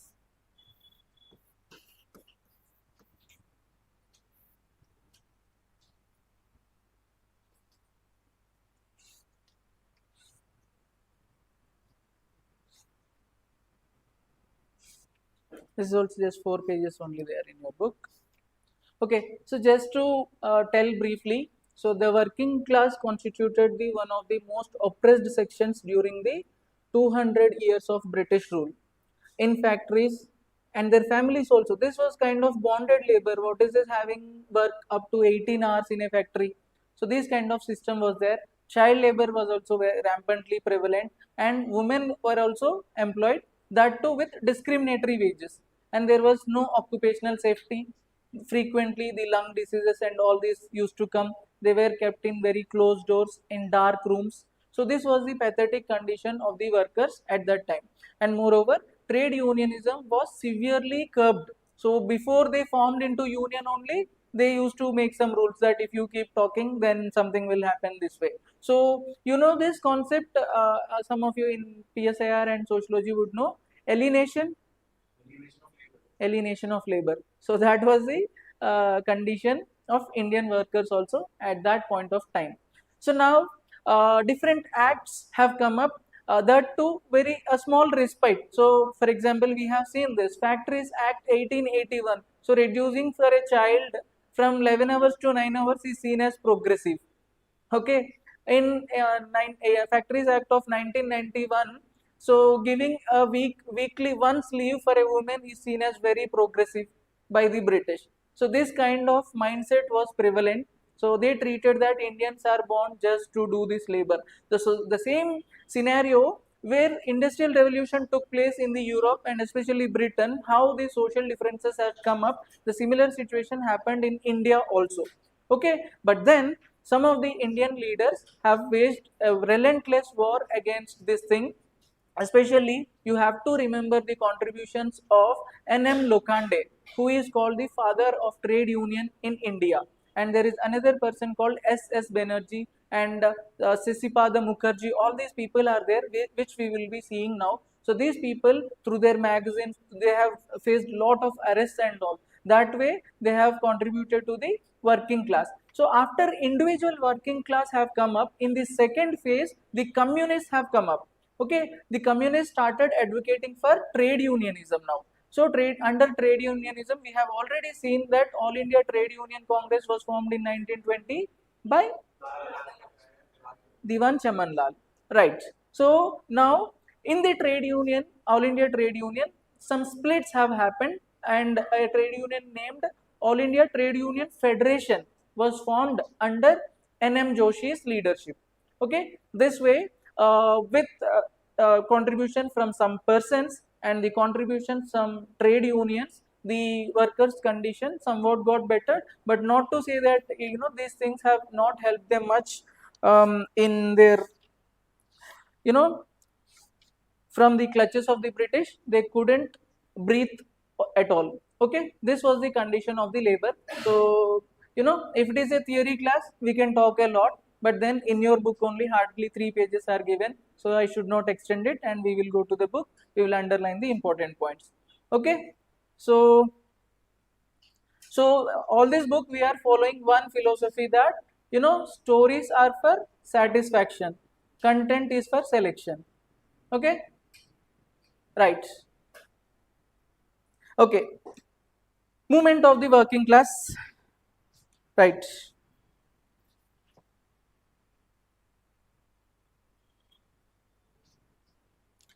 688 page number, the new book, or 32nd chapter of the old book. You can see in the first paragraph, last 2 lines, textile mills in Bombay and jute mills in Calcutta already done. Right. So you can underline that simply. In the second paragraph, last but 2 lines, old book it is not there. You can write, Workmen's Breach of Contract Act 1860 made workers liable to be prosecuted for leaving their jobs without employer's consent. Old book it is not there. You can write na, Workmen's Breach of Contract Act.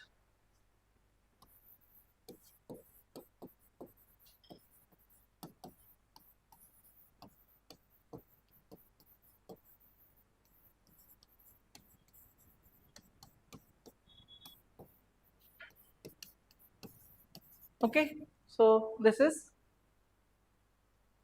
there in the new book.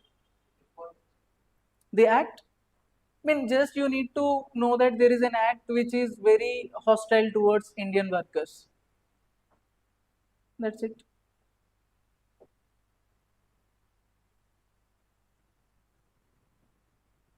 Yeah, if you don't remember also, not an issue. I don't think this much precisely, but in the new book it is somewhat highlighted. That's why I've told you. But next things are important. Let's see. Early efforts may you have in old book these are somewhere else, but I'm telling as per the new book in the 689 page you have this Sesipada Banerjee. Okay, Sesipada Banerjee, one of the earliest workers of labor welfare in India. He founded Bharat Shramajivi and organization. Okay, right. How do you remember this? Shramajivi, Padam is in Telugu feet actually. So these Shramajivi are always on their feet. So Sesipada Banerjee,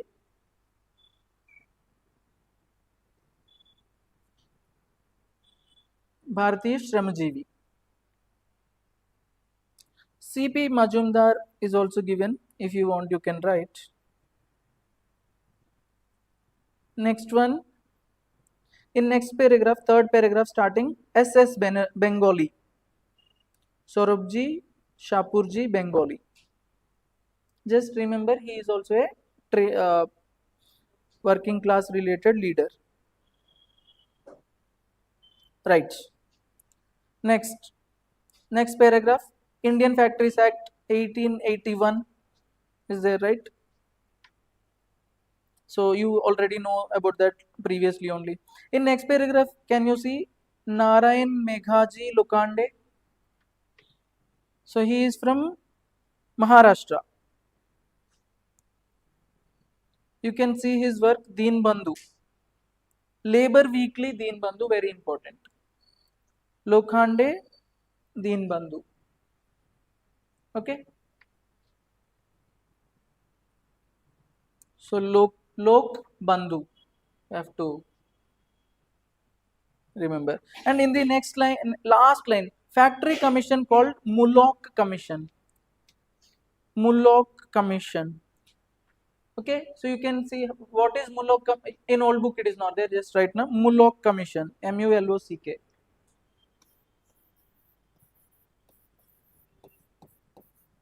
So Mullock Commission is related to workers. You have to remember. How would you remember? You know, workers, if they strike, then the lock would be kept to the gates. Did you see movies and all? If any workers start to agitate against the management, just they would put the lock. Next day when they come to the workplace, it will be locked.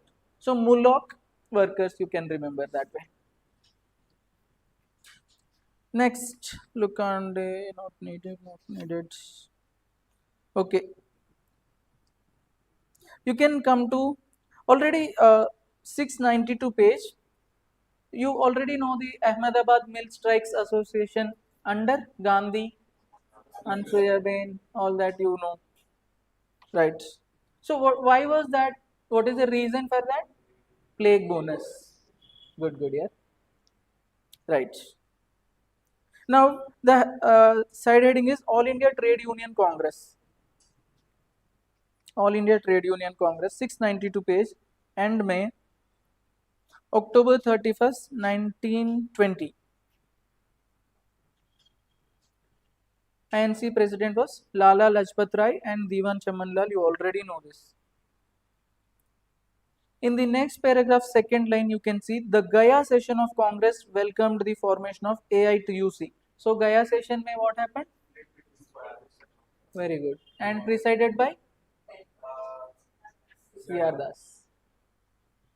So Gaya session presided by C.R. Das, where split among Swarajis and non-Swarajis took place. So the same session may they have welcomed the formation of All India Trade Union Congress. You can just underline that. After in that paragraph, after few lines, you can see AITUC included Nehru, Subhash Chandra Bose, C.F. Andrews, J.M. Sengupta, Satyamurthy, and V.V. Giri is very important. Yeah, this from a trade union leader to he went on to become the president. So V.V. Giri, you can just underline. So Gandhi helped all this. Okay. Yeah. Now you can see Trade Union Act 1926. Okay. So this is somewhat important, progressive in nature. You can see recognized trade unions as legal associations, laid down conditions for registration and all, and secured immunity. So this is you have to remember that this is somewhat progressive in nature. So at the fag end they were, because at this time the socialist movement in India was also at its peak, na. So that is the reason they have accepted this. So late 1920s Bombay strike, not needed, not needed. Meerut commission, not needed. Okay, so in new book 694 page number, above Meerut conspiracy, you have this Royal Commission on Labour or Whitley Commission on Labour. 694 page number. In new book it is not there, I guess. Above the Meerut conspiracy paragraph, Royal Commission of Labour or Whitley Commission. So WW, Whitley Commission on Workers. Old book it is not there. Just write Whitley. Whitley Commission is on workers.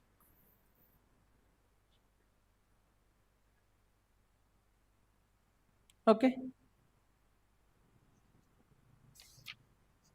Now, Meerut conspiracy also you know na? Meerut conspiracy immediately after formation of CPI. So their important contribution to national movement is Meerut conspiracy. Just you can write there only. Meerut conspiracy by communists and their names are given. You see? Hmm. Nice, nice.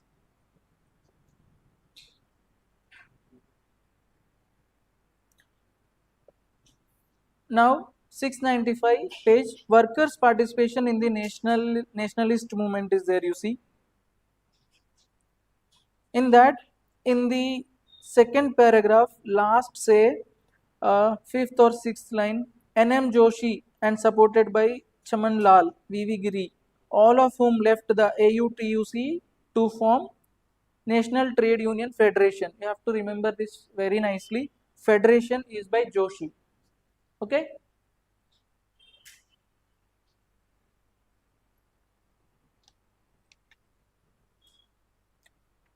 Right. Under Congress ministries, we have seen like some militant form of trade unionism has come, and it was very difficult, challenging for the Congress to deal with this.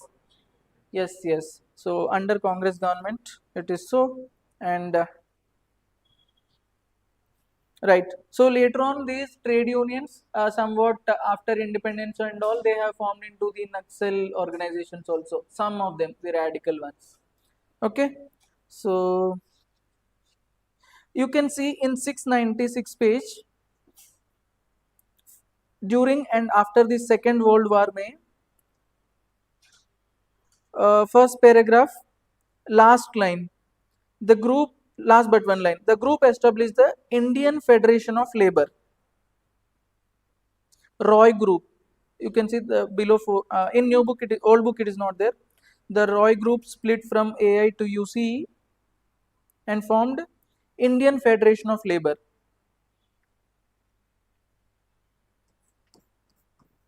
Indian Federation of Labour by the supporters of M.N. Roy.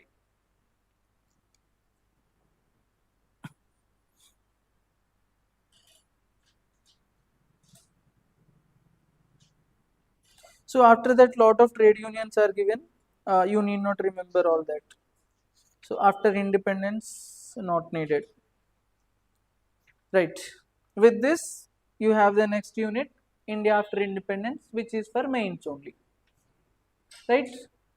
So that's it. We had a awesome 5 days, na?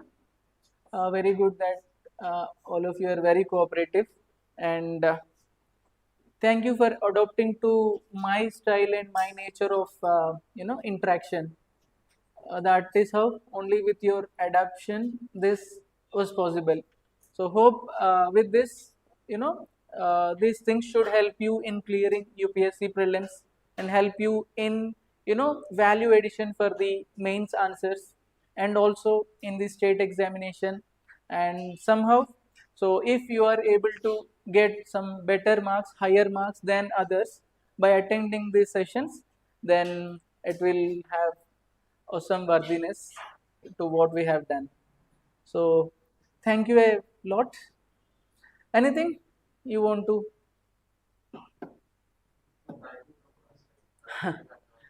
Yeah, welcome. Yes. So also we should thank Shiva sir and S with his IAS for making all this possible, na? Or else without sir initiative, all this gathering itself would not be possible. So that thing has happened. So with this, hopefully the history reading. Actually, I have seen from lot of aspirants, history is something which is in the mind, which keeps other subjects also under low confidence. Okay, some subject is pending now. I cannot do anything. I cannot do anything. So hardly I think within 10 hours, 10 or 11 hours, we have completed the whole thing. Also, other thing is that for the initial chapters which are too bulky, we will be giving you some 10-15 pages, so that if you have any interest you can go through. But this is the major part of national movement which is mentioned in our syllabus, which we have covered very thoroughly and properly. Other than that, few pages will be given. So with this, I think not only for the prelims, so for the mains also, your revision itself will help you out. So almost 4 to 5 questions are coming from the mains also. So if these things get synced into your mind, na, they become too easy actually. So just simply they were talking about this Bengal mein, young Bengal movement. They asked in exam, Derozio, all these things. So about difference in approaches between Gandhi and Subhash Chandra Bose, Gandhi and Ambedkar. So these kind of things. So awesomely, almost 4 questions are coming in the examination. So you will be benefited with all these things. Okay. So with this, we will conclude the session on modern history. And next, in the next week, now we will be meeting for Indian geography. Okay. So there, the strategy and books I will inform you through the group. Um, that's it. So for now, let us take the leave. Thank you very much.